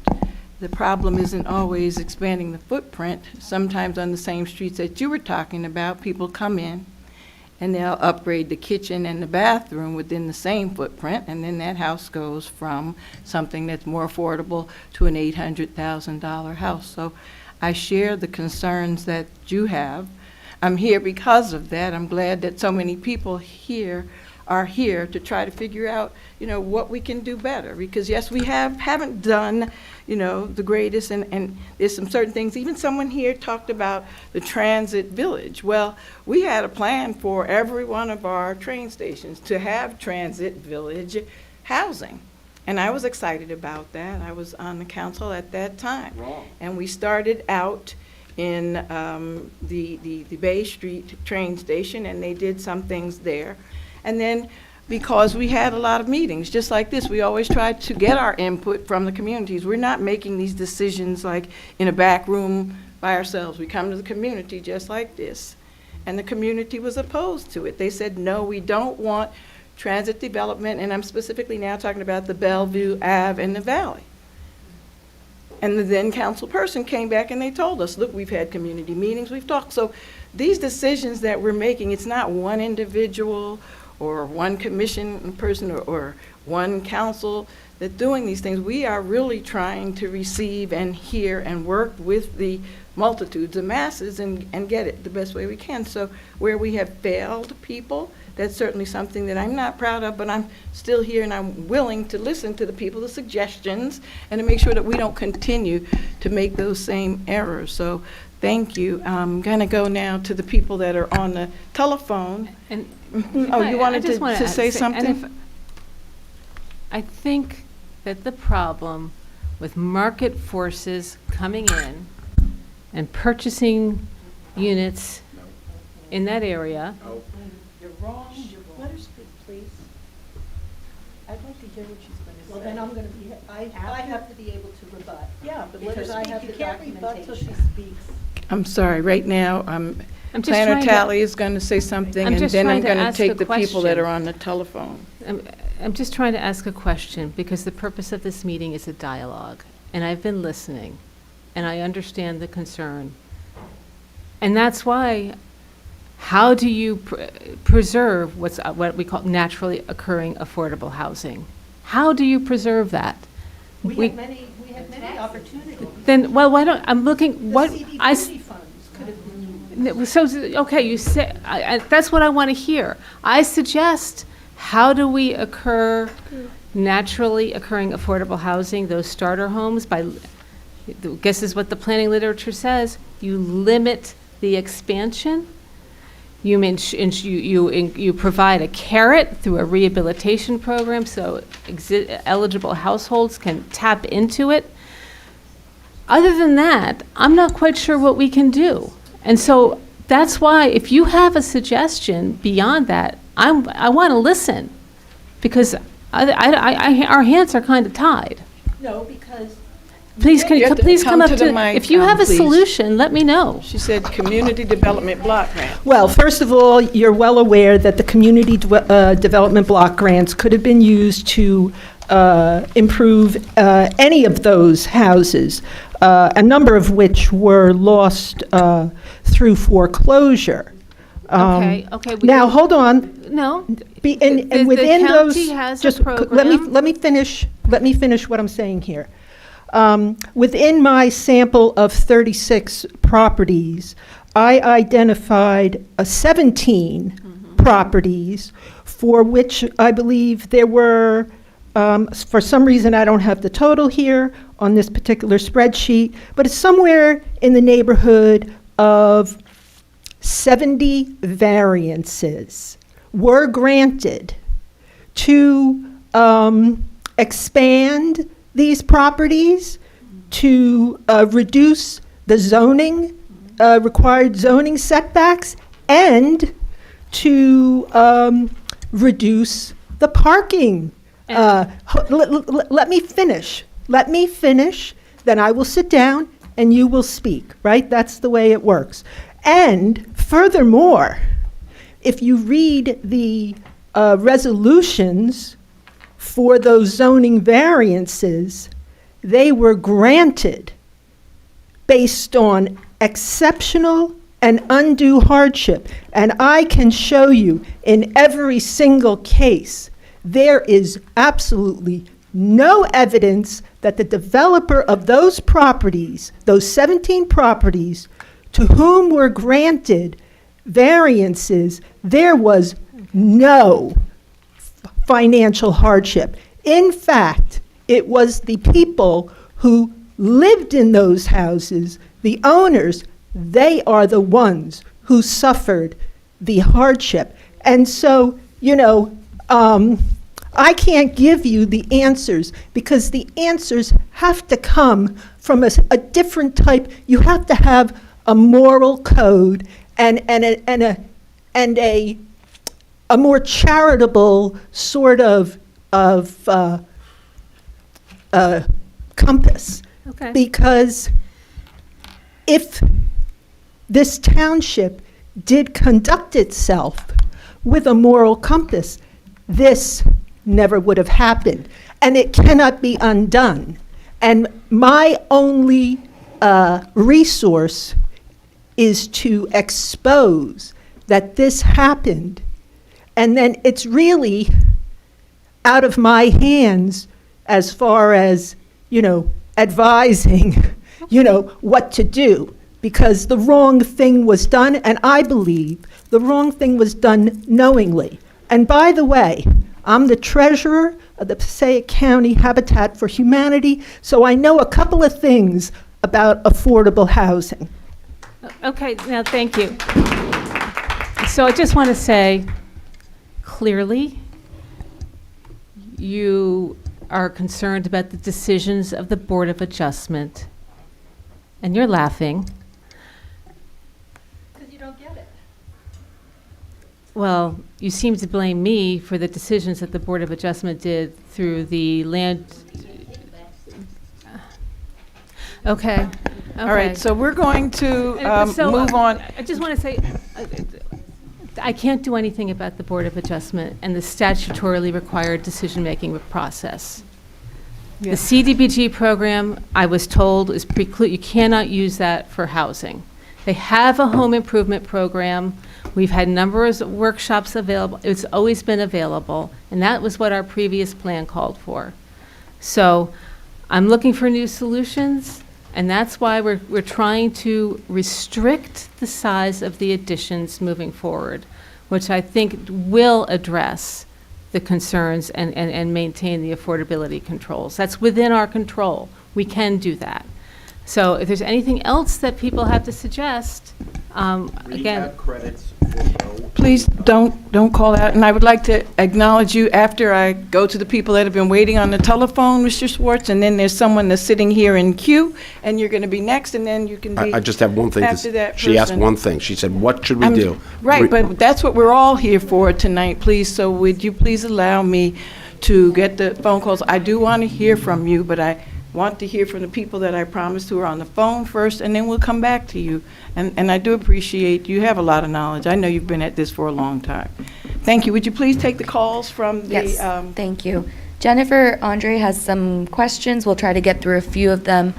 The presentation mentioned 775 affordable units in Montclair, but state records indicate that we have 938 units. Could you explain the discrepancy? Not at this time. Yes. Before the town commits to building more affordable housing or assisting of individual homes, how can we support existing buildings that do not provide adequate living conditions? What's your... Before the town commits to building more affordable housing, how can we support existing buildings that do not provide adequate living conditions? Okay, that's the purpose of the rehabilitation program. Will the workforce housing at Lackawanna be exclusively for Montclair residents? Montclair residents and employees will be prioritized. How are residents selected from the waiting list for affordable housing? There's a numerical order. With the Montclair residents, our policy and procedures manual establishes how the priorities are, how the waiting list is managed. We have a priority for Montclair residents and employees, so they are collected first, and everybody is given a number. And as your number is available, they find the households that meet the particulars of a unit as it becomes available, and then they pull them in numerical order. Okay, one more question. Montclarian, Vestry, the Clare, and MC residences have provided 10% of the set-aside. Why have developments been unable to meet the 20? That's incorrect. The Vestry is 20%. Yeah. She had her numbers wrong. There's only 40 units there. Okay. The Montclarian one provided 20%. 6 of those units were through extensions of affordability controls of low-income units that were expiring in 2019 in the Montclarian one. Okay. How can we ensure that sufficient tax revenue is generated for the increased number of students in our Montclair Public Schools if we upzone the R2 area?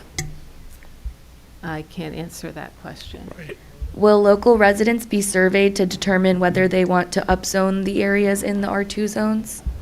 They won't be surveyed, they'll be part of the public process. Okay.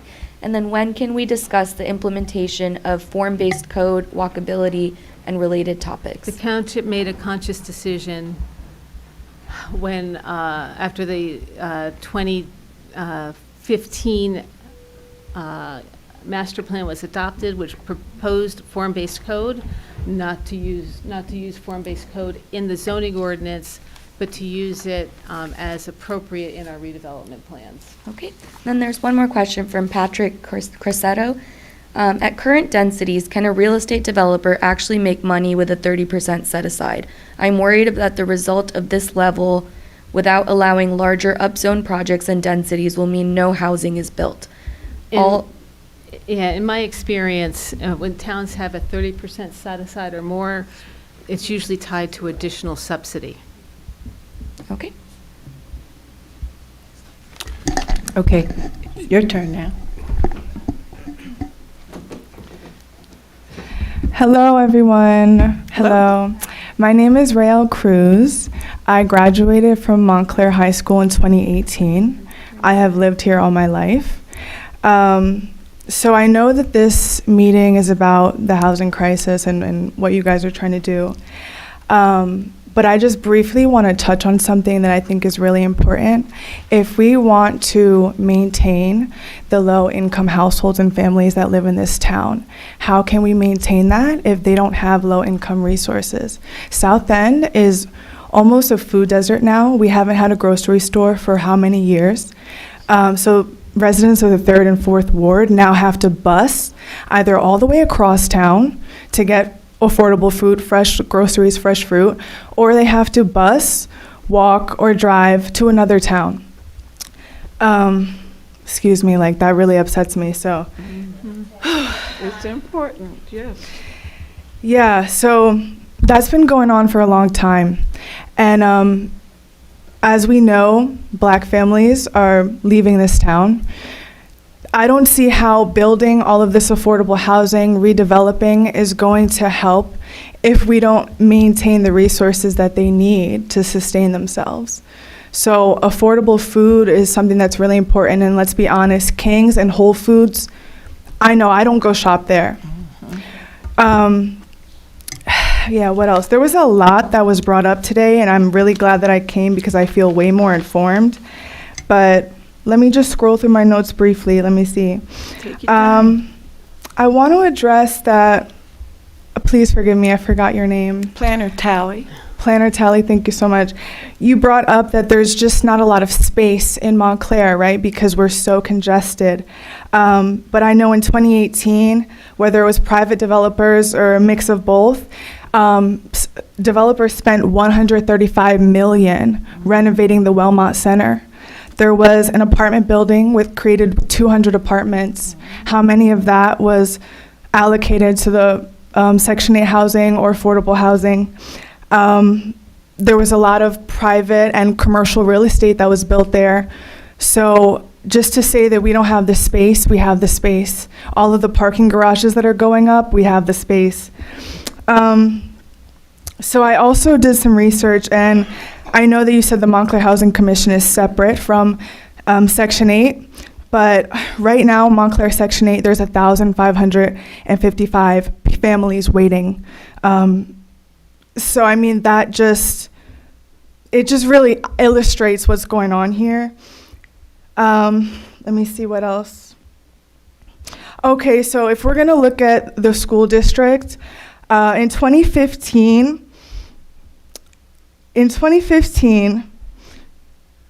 out of 163 of the 230 white students in classes had top 50% grades of the class, while only 45 out of 196 African American students had the same ranking. I want to say that 73% of the students taking AP classes were white, and 80% of the students suspended were Black, and that was in 2015. And in 2020, another report showed that the graduation rate for Black students is now 10 points lower than white students at Montclair High. And I think that that's important to connect it to housing, because if families and children don't have stable housing environments and resources that they need, to technology, to Wi-Fi, to mold not being in their apartments, I think that really illustrates why there's such an achievement gap there in the school. Do you want me to answer your questions? I just think the last thing I want to say is that the Lackawanna Development Plan, this is my first time hearing of it, but I'm still shaken and disturbed because it does not address the food insecurity that's going on in that area. So, and with that, that's my time. Thank you. I'm going to sit down, but I will be Thank you very much. listening. You brought up a lot of very, very important, and you really you. can't segregate one from the other, so thank Right. you. Thank you. Mr. Schwartz, I'd like you now to offer you to come back. I'm sorry, but thank you for your patience.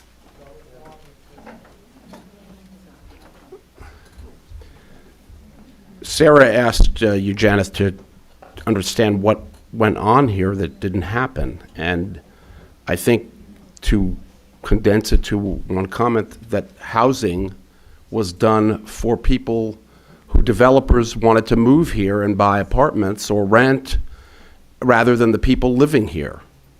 If housing and the forces associated with housing were directed since 2000 to people here, to keeping them in their homes, particularly lower and moderate income people, we would have done much more rehab housing for that population. We could have done tax credits for seniors or others who are lower income to help with repairs, rather than give 10-year, 30-year tax pilot programs for new development. So I think the underlying philosophy of adding redevelopment projects, which escalated rents and actually spurred lower and moderate income apartments to then convert to luxury apartments, counterintuitively, has been a big part of the problem. And can this be reversed? Unlikely, but we can certainly slow that up. Again, I think appropriate targeted tax credits and rehab credits for designated populations are something to be considered, rather than redevelopment projects, which change the flavor and character of the township. Thank you very much. Yes. Janice, did I hear you correctly say there's a 20,000 person waiting list? There is. Okay, so, I mean, one of the things that I think the population of Montclair is about 40,000. The 20,000 person waiting list is not just for Montclair. What's the number of people from Montclair? It's about 1,000. It's about 1,000? It's 1,000, about 1,000 names on the waiting list are Montclair residents or employees, and 19,000, and thereabouts are from outside of the township. Okay, so, I mean, I think one of the problems in thinking about this is that we kind of just gloss over that. We're talking about prospective need, and we're not talking about what the real need is in this town, and that waiting list has been going on for years and years and years. And it's one of the reasons why so many of us fought so hard about Lackawanna, because it was 8 acres of property, and only a real opportunity for the town to buy this land and figure out how to develop it in a way that served people. 2 things keep coming up. One is you keep saying that, the redevelopment projects provided affordable units. That was, one of the best opportunities. I couldn't disagree more. The fact that the redevelopment projects, almost every one of them didn't set aside more than 10% when we had an inclusionary zoning law that required 20% was shocking. And the fact that we are now telling ourselves that Lackawanna is doing 20 and 10% somehow is fabulous, we have no idea how much that development could afford. We know back when, what's his name? The last guy was going to do, Stolar, right? He was going to do 159 units and set aside 20%. Now we have 300 units, and everyone is thrilled about Lackawanna setting aside 20 and some 10% for workforce. Some of those incomes are over $100,000. Revisit that if you can. Revisit that, because this is your last chance to do something about it. And we need to stop saying that we know that developers really can handle more than 20%. We really don't know that. You are yet to have them open their books and show us that and prove to us that that's the case. So you know, I mean, and I don't mean to be critical of you, but that language keeps on inviting this view that we're doing everything we can, and we're not. And we don't know some of these answers. And when people say, well, you know, why should we make them open up our... When they go for mortgages, they give a pro forma. They open their books. The council should be doing the same. You're going to be asked to do a pilot. Please, do not give them 10%. I'm going to say it now so that everybody comes in this room, because right before the last council left, Mr. LaPole came in here and tried to get 10%, which is the minimum. Why would we do that? Why would we do that? Before you visit that pilot, some of you council people are in this room, make the tax assessor come in here and tell us what the assessment would be if they didn't get a pilot, and how much the tax bill would be if they didn't get a pilot, so that you know what you are giving away. You need to know that. Yep. I've never seen that happen before. They just kind of negotiate it and give it away. So, you know, Union Gardens, I've been here, I don't know, 50 years. For 40 years, the Union Gardens tenants have been coming to you and saying, the place is falling apart. 40 years. Those people have been coming before the council. I have yet to hear some council turn to the lawyer and say, you get the owner of that complex into this town, because if they don't take care of it, we're going to have a receivership.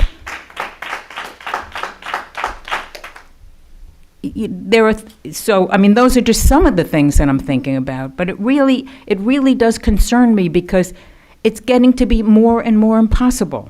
You know, when you say, what's the solution? It's like, I don't know what the solution is anymore, except I'm watching you do Lackawanna. I'm watching you not care about Union Gardens. I'm waiting for the pilot to happen so that we can all go crazy that you're going to give away that tax bill.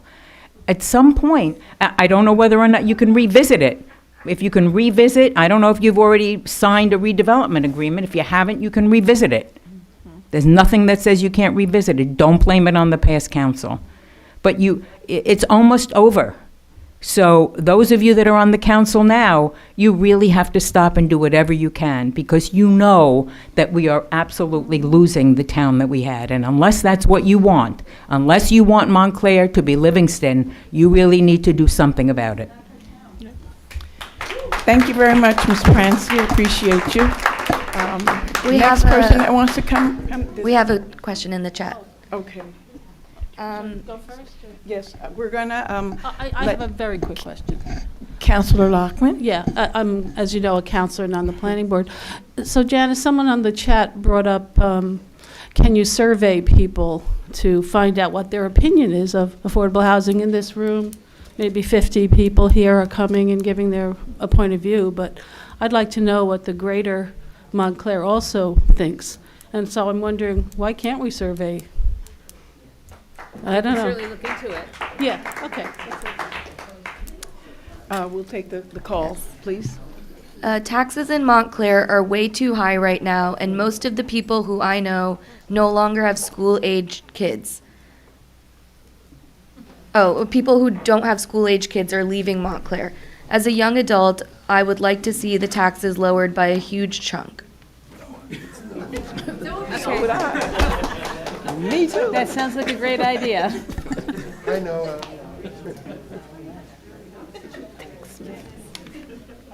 All right. Yes, Councilor D'Amato, good evening. Thank you so much, Planner Talley, for coming in and taking the heat, and thank you, Mayor, for helping make a good presentation. So I just feel like saying that, you know, we should recognize that we cannot solve the housing crisis of the United States. We cannot. What is the number, Ms. Kata, for the Blaustein? 1,200. What are the odds of us building 1,200 units? It's a matter of prioritization. So this is actually something Okay. that we talk about, and I think I mentioned this in public comment. I'm sorry, I know you have a wealth of Okay. knowledge, so you can come if it's okay with Council D'Amato. You Well, guys can come up it and was do sort it. of a rhetorical Oh. question. I will just Oh, answer well, the she's a rhetorical wealth of question knowledge. very quickly. I will just say, yes, there's a national housing crisis. Thank you. Appreciate There it. is a national housing crisis. It is a state housing crisis. It's a regional housing crisis. Montclair cannot bear the burden of addressing the entire housing crisis on its shoulder. That is very true. That does not mean we shouldn't try our damn best to do our jobs That's and to right. house as many people as possible. We have the resources. We have amazing talent in this town. We should aim high rather than be like, the problem is very large. I don't know. But Thank you very much. So- I'm sorry, So Counselor. 1,300 units, if, let's say we build 1,000 units, 1,000 units, which is a lot, that would be 5% of the list. It would meet 5% of demand, and I would say it doesn't meet 5% of demand, because I have friends from all over the state, other places that love this town would move here at a heartbeat. So, that is, right. That is one issue. That is one issue.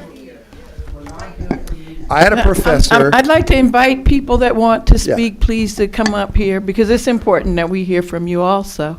I had a very, very wise professor who, in college, who later was a big shot in Washington, in President Clinton's cabinet. And he had a great saying, which was, just because you can't do everything doesn't mean you can't do something. And so I think we need to focus really on the some things that we can do and make them work.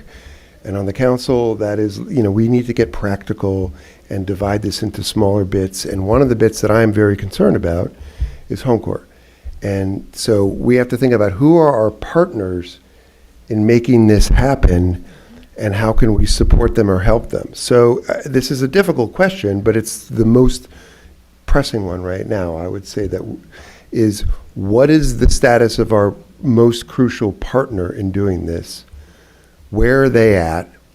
And what can we do to help in a practical way and not walk away from this most important problem? Shirley, why don't you come up?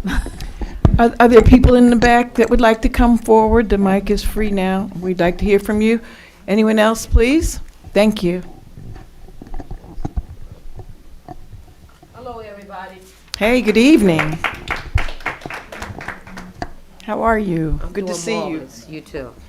I'm with the, excuse me, I don't know your name again. Janice. Janice, you says that it is less than 1,000 people applied for Section 8? No. This is not Section 8. No. I'm just saying in general. I'm I going don't with this young- Okay, we can hold that point. 1,555 are currently on the waiting list. But, it's much more than that. Let me start out by saying that I've been looking for an apartment for 3 months. And mostly I'm running into here in Montclair a lot of the A, B, and B. You mean So- the Airbnb? Okay, yeah. And how can the person afford like the $5,000 rent? And then you giving tax breaks to these developers, but you're not giving tax break to the homeowners. The homeowners you should be able to give them a tax break if they open up their homes and trying to do share houses and stuff. So is they getting a tax break? Are you gonna give them a 10-year tax break? Yes or no? We haven't discussed that. No, I'm talking to her. Oh, I'm sorry, No, I no apologize, but that's a disrespect good to my idea. man. No, that's a good Because idea, what you're saying.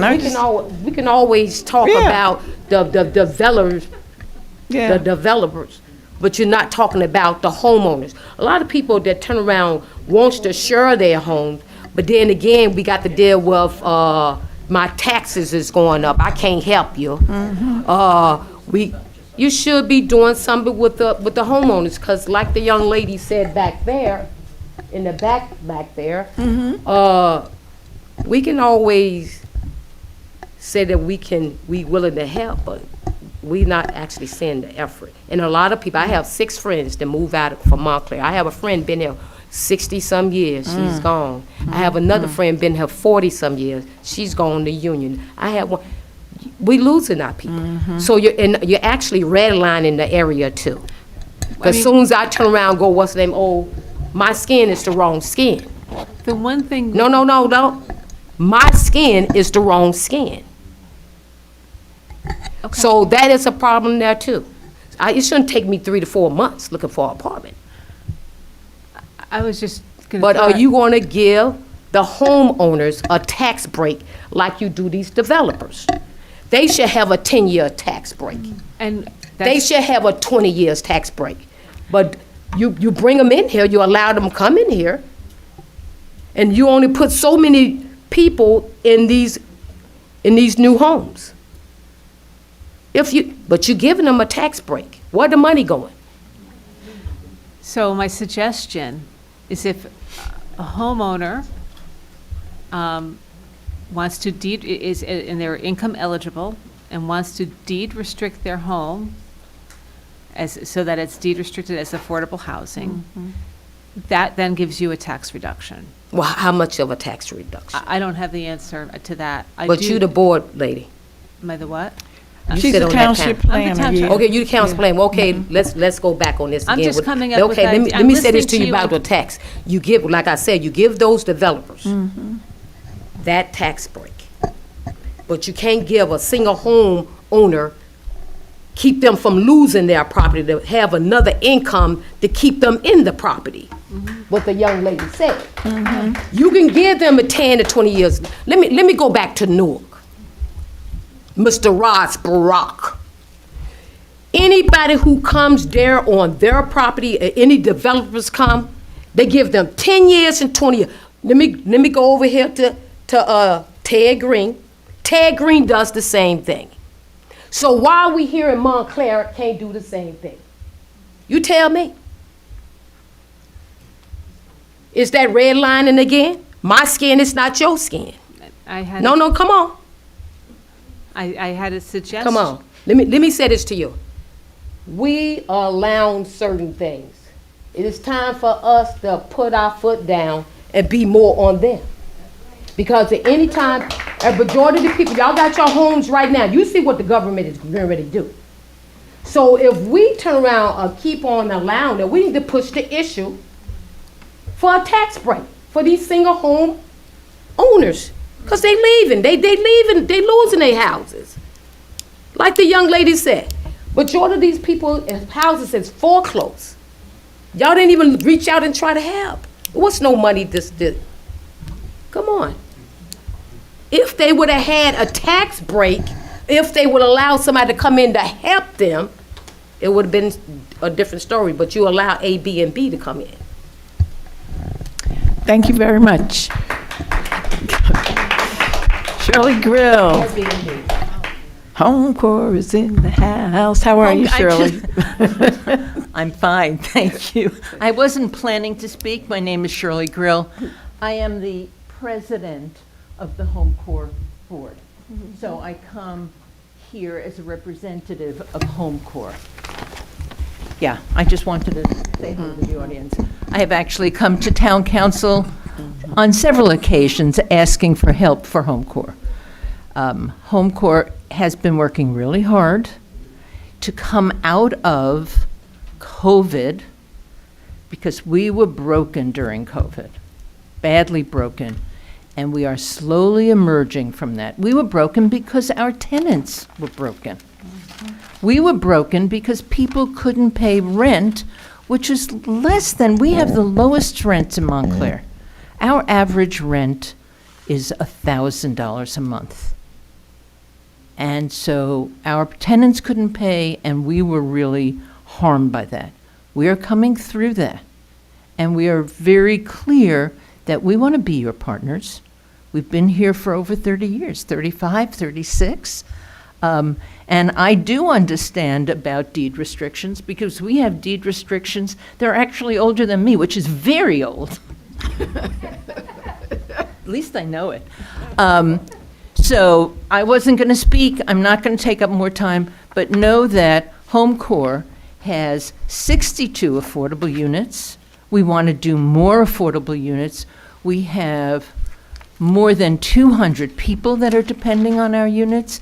And yes, I can proudly say we have kids in the school and they're great, okay? And they deserve to be there. In my prior life with Mayor Baskerville, I was on the Board of Education. And we did not ask what you paid in taxes. We said, we want you to come to school and get an education. And that's what we need to do. And I wish Pathmark was still there. Thank you. Me too. Thank you, Ms. Grill. Are there other people that would like to come forward?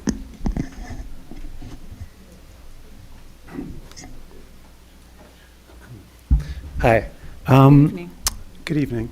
One of the previous speakers did talk about Airbnbs, and I wonder if we have any information like on how much that contributes to rents in town, and whether there's anything we can do about it.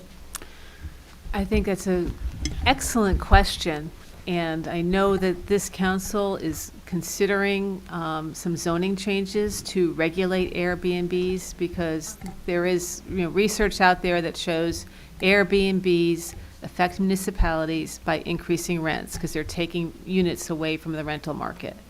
So we hear you. Can we just ban them? No, people like them.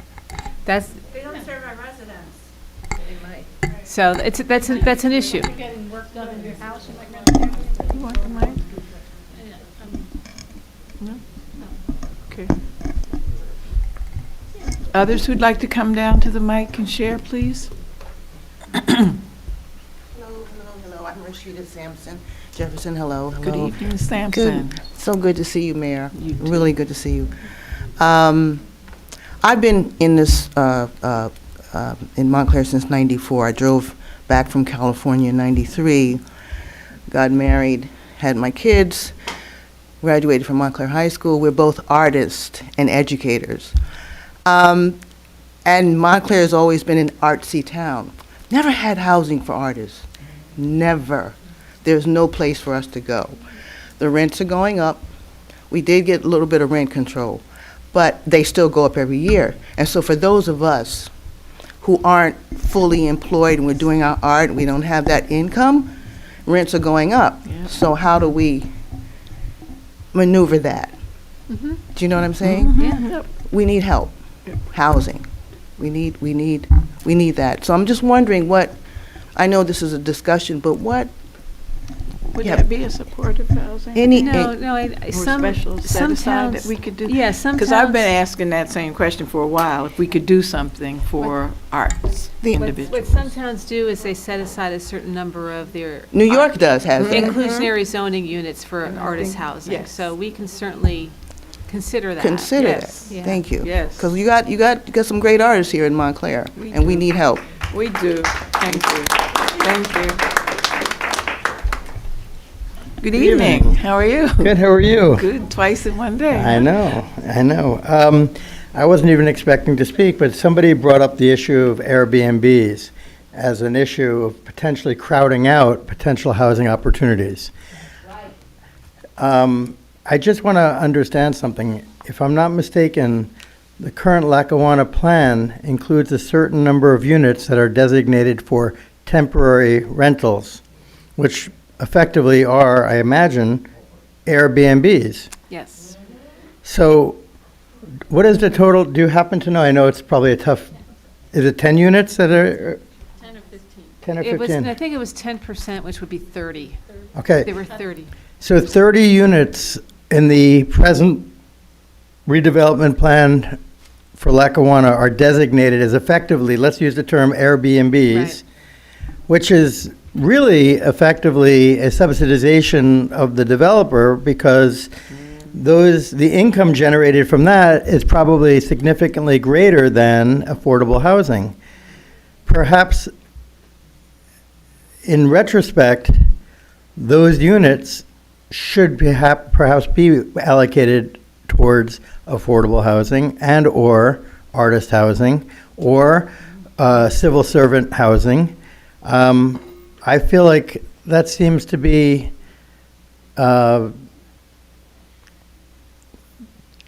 too self-serving for the developer. And as you might know, I personally don't feel the amenities and the benefits of the redevelopment plan as they stand today really warrant the kind of incentives and rewards relative to the amenities and benefits the town deserves. So here's one specific example that we can point to clearly that works very much against the very theme of tonight's discussion. Okay. Thank you very much, Mr. Greenbaum. Anyone else, please? Okay, Dan, you want to talk about next steps? Oh, come on.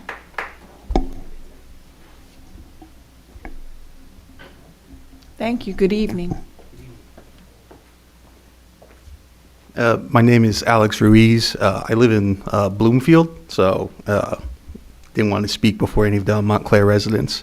But I was actually one of the students that worked on the study from Blaustein, and so I just wanted to thank you and the town, the rest of the students and our professor. They live in New York City, they live all over the place, and so I said I'd come out here and see you guys discussing the housing plan. So I wanted to thank the town for working with us. It was one of my favorite classes I took was really engaging with your town here. It helped that I lived next door. And I just want to say it's really exciting seeing this happen here tonight. A lot of towns, when they're discussing their fair share housing plan or their housing plan, it often feels like the community is blocked out. It's often developed by the planning board, presented to the council, people get their 5 minutes, and then it's approved and there's no discussion. So I just wanted to say it's very exciting to see this forum here. And just, again, thank you. And thank you very much for helping us with it. But that's what this is about, and for people that don't understand it, this is not written in stone. We're here to have those discussions and to get the input. And I'm grateful for a lot of the input that we are receiving tonight. Yes. And are you waiting also to come on? Okay. You can go. Hi, I'm speaking on behalf of the People with Disabilities Committee. And I do want to thank you for, it seems like this is a first, that now there are a certain percentage of houses that will go to people with disabilities, because this is probably the only group where government policies so directly keep people poor that if they make more than or have more than $2,000 in a bank, then they lose their health benefits, they lose all other kinds of benefits. So there's been a great need. Montclair is a place where it was in the forefront of inclusive education in the schools, where people with significant disabilities were educated alongside of their non-disabled peers. And as a result of that, they are much more members of the community. We have a great transition program at the high school or for 18 to 21 for people with disabilities, where they are taught, people are encouraged to go out and job sample. There's a whole number of Montclair businesses that hire people with disabilities, and people get permanent jobs at them. So the only now remaining barrier, if we're still allowed to say barrier, I guess here, is jobs, is housing. Housing, yeah. Is housing, and so there's a great need, probably more than will be addressed, but at least it's a start, and I do appreciate and thank you for that. Thank you so much, and thank you for your service. Yes.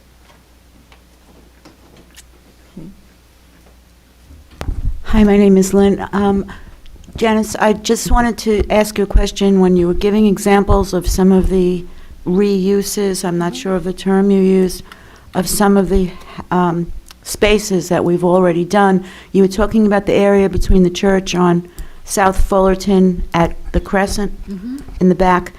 Those units that were built Were you giving those as examples of affordable housing? No. I'm giving those, that's a missed opportunity. That's what I was. Missed. Thank you. Thank you for that presentation. It's very helpful to see all the stats and everything and learn more.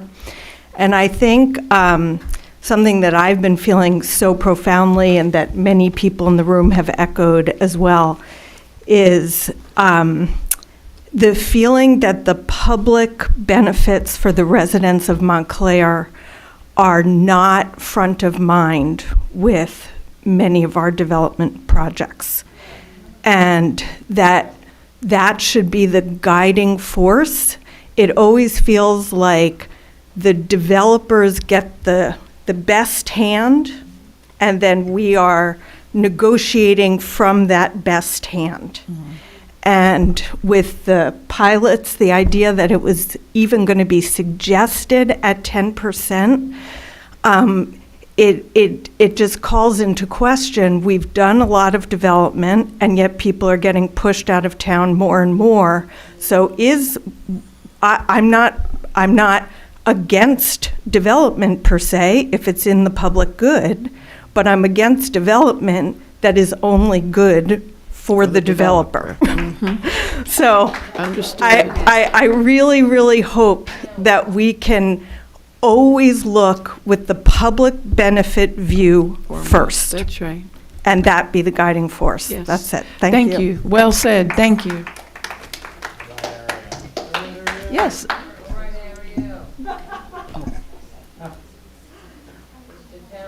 Yes.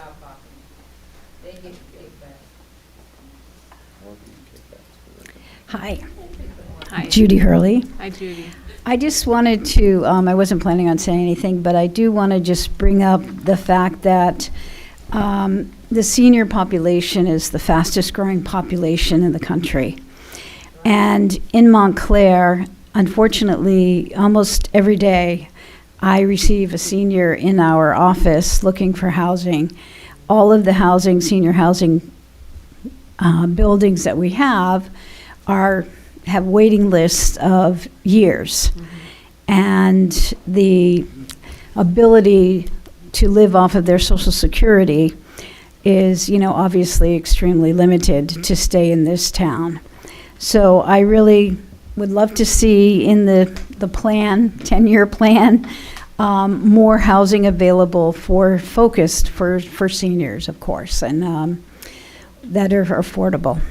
So I appreciate all the work that you are doing and having this open forum. So thank you. Let me just ask you a question since you're speaking about seniors. Is your preference to have segregated just senior housing or have integrated housing for seniors within, other groups also? I think intergenerational housing is incredible. It's being done in a lot of countries in Europe. I think any opportunity, I think most seniors will tell you that they just want a place to live that's affordable. The fact that it is in some of those, congregated living environments, they have more services available to them there. Okay. But I think that if we can be creative, we try to do, there's a lot of homes that need, like an Upper Mountain, that have single people living in them. Yes. And we've met with some of them and had programs to try and get them, but they run into coding issues. That's what I was talking about with Yeah. the RO. Yeah. The planner Tally has assured me that it's in this plan to be discussed further. Fantastic. Yeah.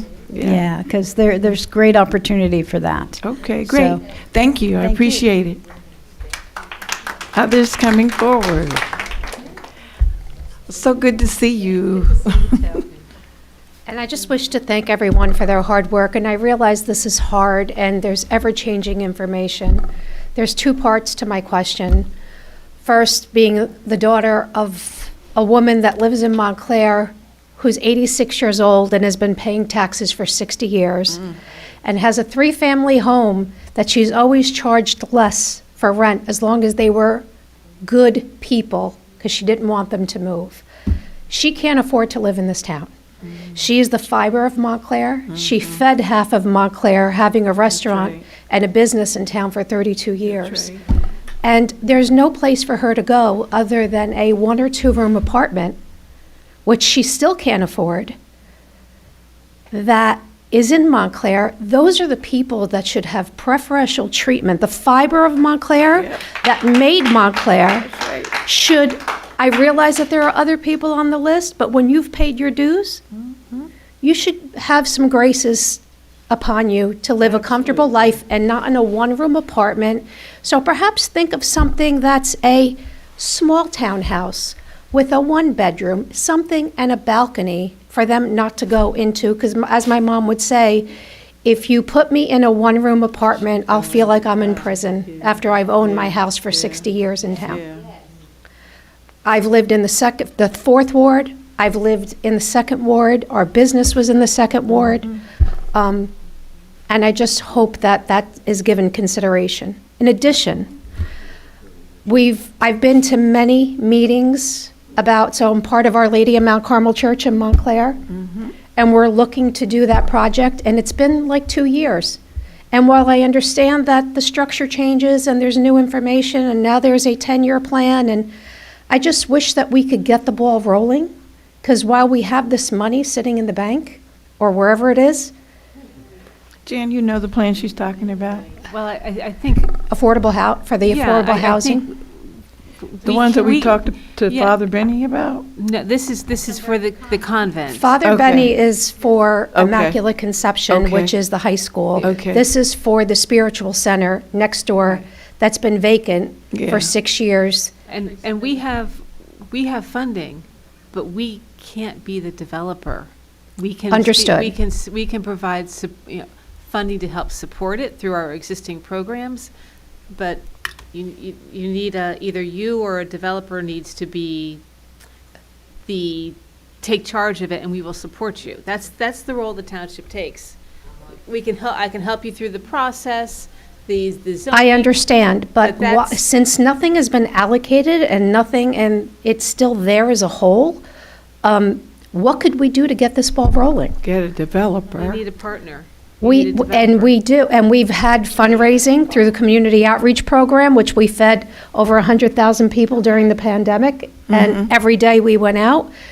We have about $100,000 that we've raised of our own money to put toward this, and I just wish for there to be, since we're further along, let's have some serious conversations about what we can do. Maria Elena, I have some suggestions, and we can follow up. Perfect. And I can point you in a direction where you might be able to get some additional funds for your startup financing. Excellent. And I'd like to hear more, and then, maybe I can jump in and see what we can do also. I'm not familiar with this particular one. I look forward to it, Mayor. All right. Thank you so much. Thank you, everyone. Yep. The senior freeze on the housing taxes. Don't seem to know about it. Yeah. Hi, I know it's Just fair. one I don't know moment. that Sorry. much about it. So, Counselor Lockman I can talk about the senior freeze. So, don't quote me exactly on all the facts, but I think once you turn 65, you can apply for your senior freeze. And what it does is it provides a baseline of what your property taxes should be. And as property taxes are raised, your baseline would be subtracted from the increased taxes, and the difference would be refunded by the state. So when you talk about seniors, those who are living in big houses it's an income requirement. The income is high. It's $165,000. Right. So it's a great program, and it keeps seniors in town. Because actually, I know a senior who's lived here for 20 years. The senior freeze started a number of years ago. The income level was much lower at that time, so maybe people weren't really eligible if you're in a big house in Montclair. But over time, they've increased the income level, and now it's at about $163,000. So if you make less than $163,000, you can file for this, and your taxes will have a baseline.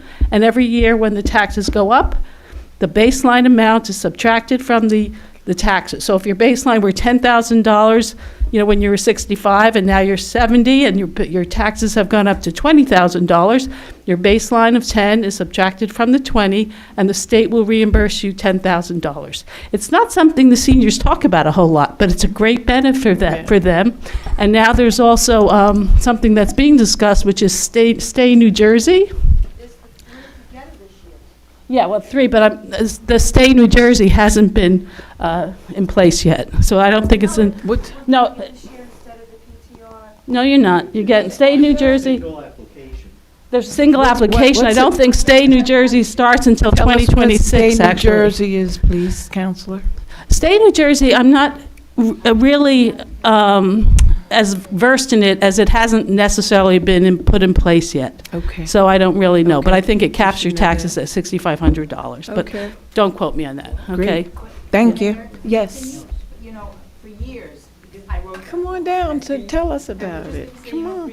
We have the expert here. Did I have a mistake? Did I make a mistake? Okay. No, but it's important. For years, I would go over to the tax collector's office and say, you need to have this information here so people can apply. Now it's a joint application, but for years you had to file, and they just never had it there. And it's interesting. It's like you don't know about it, and I don't mean that critically, but so many people don't. And so You if don't file with the town. You file with the state. Yeah.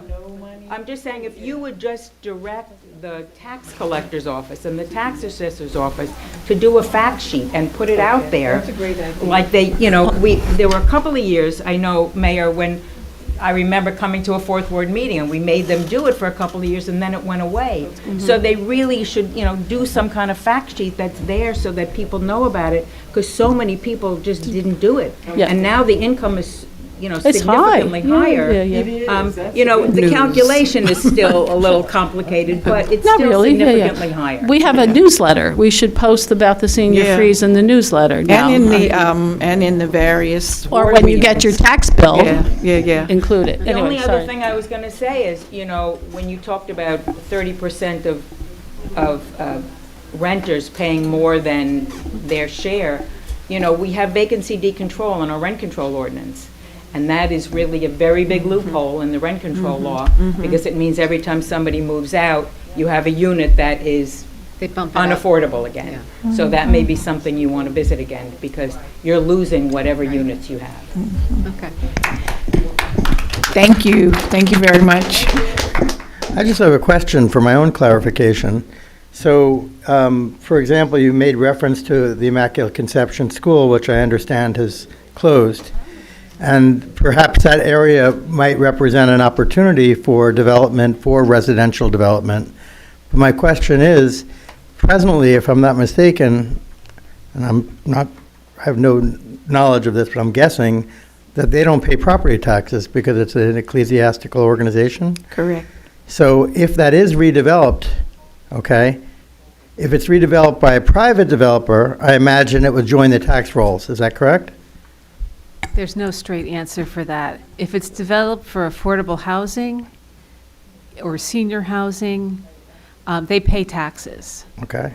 It all depends upon how it's structured, but it does then become a tax-paying entity. It's not full market rate, but they do pay taxes. And that would be if it was a private developer, or let's say, for example, like the Archdiocese of Newark or some organization that's affiliated with the ecclesiastical organization does the development. Well, does that preclude them from paying taxes if they're the developer?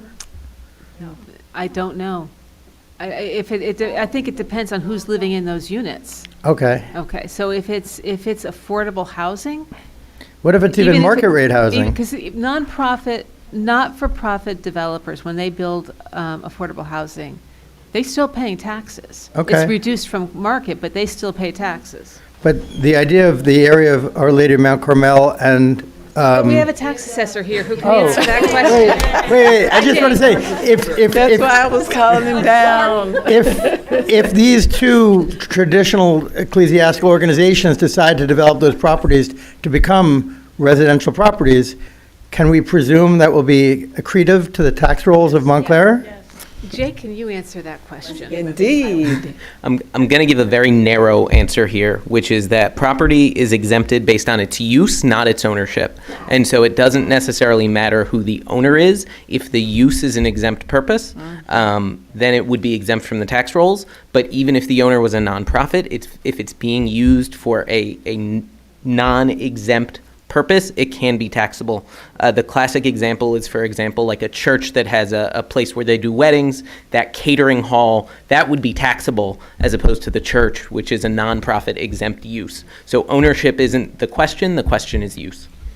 Thanks. Thank you. Thank you. We have a comment from Councillor Birmingham in the chat. So, Yes, please. Yeah, so Councillor Birmingham said, Lifelong Montclair is doing a presentation with the New Jersey Division of Taxation for the Senior Tax Relief Programs on April 15th, 1 p.m. at the Wally Choice Center. So again, April 15th, 1 p.m., Wally Choice Center on the Senior Tax Relief Programs. Great. Thank you, Zanab. Thank you, Councilor Birmingham.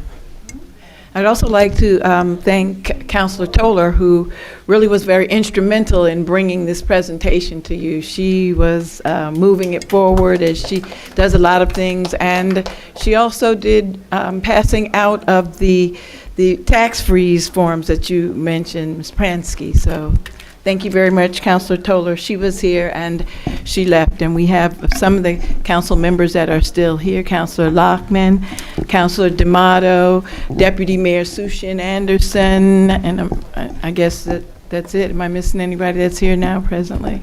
No. But so, yeah, this is just a part of the conversation that's going to continue. We appreciate you all for coming out.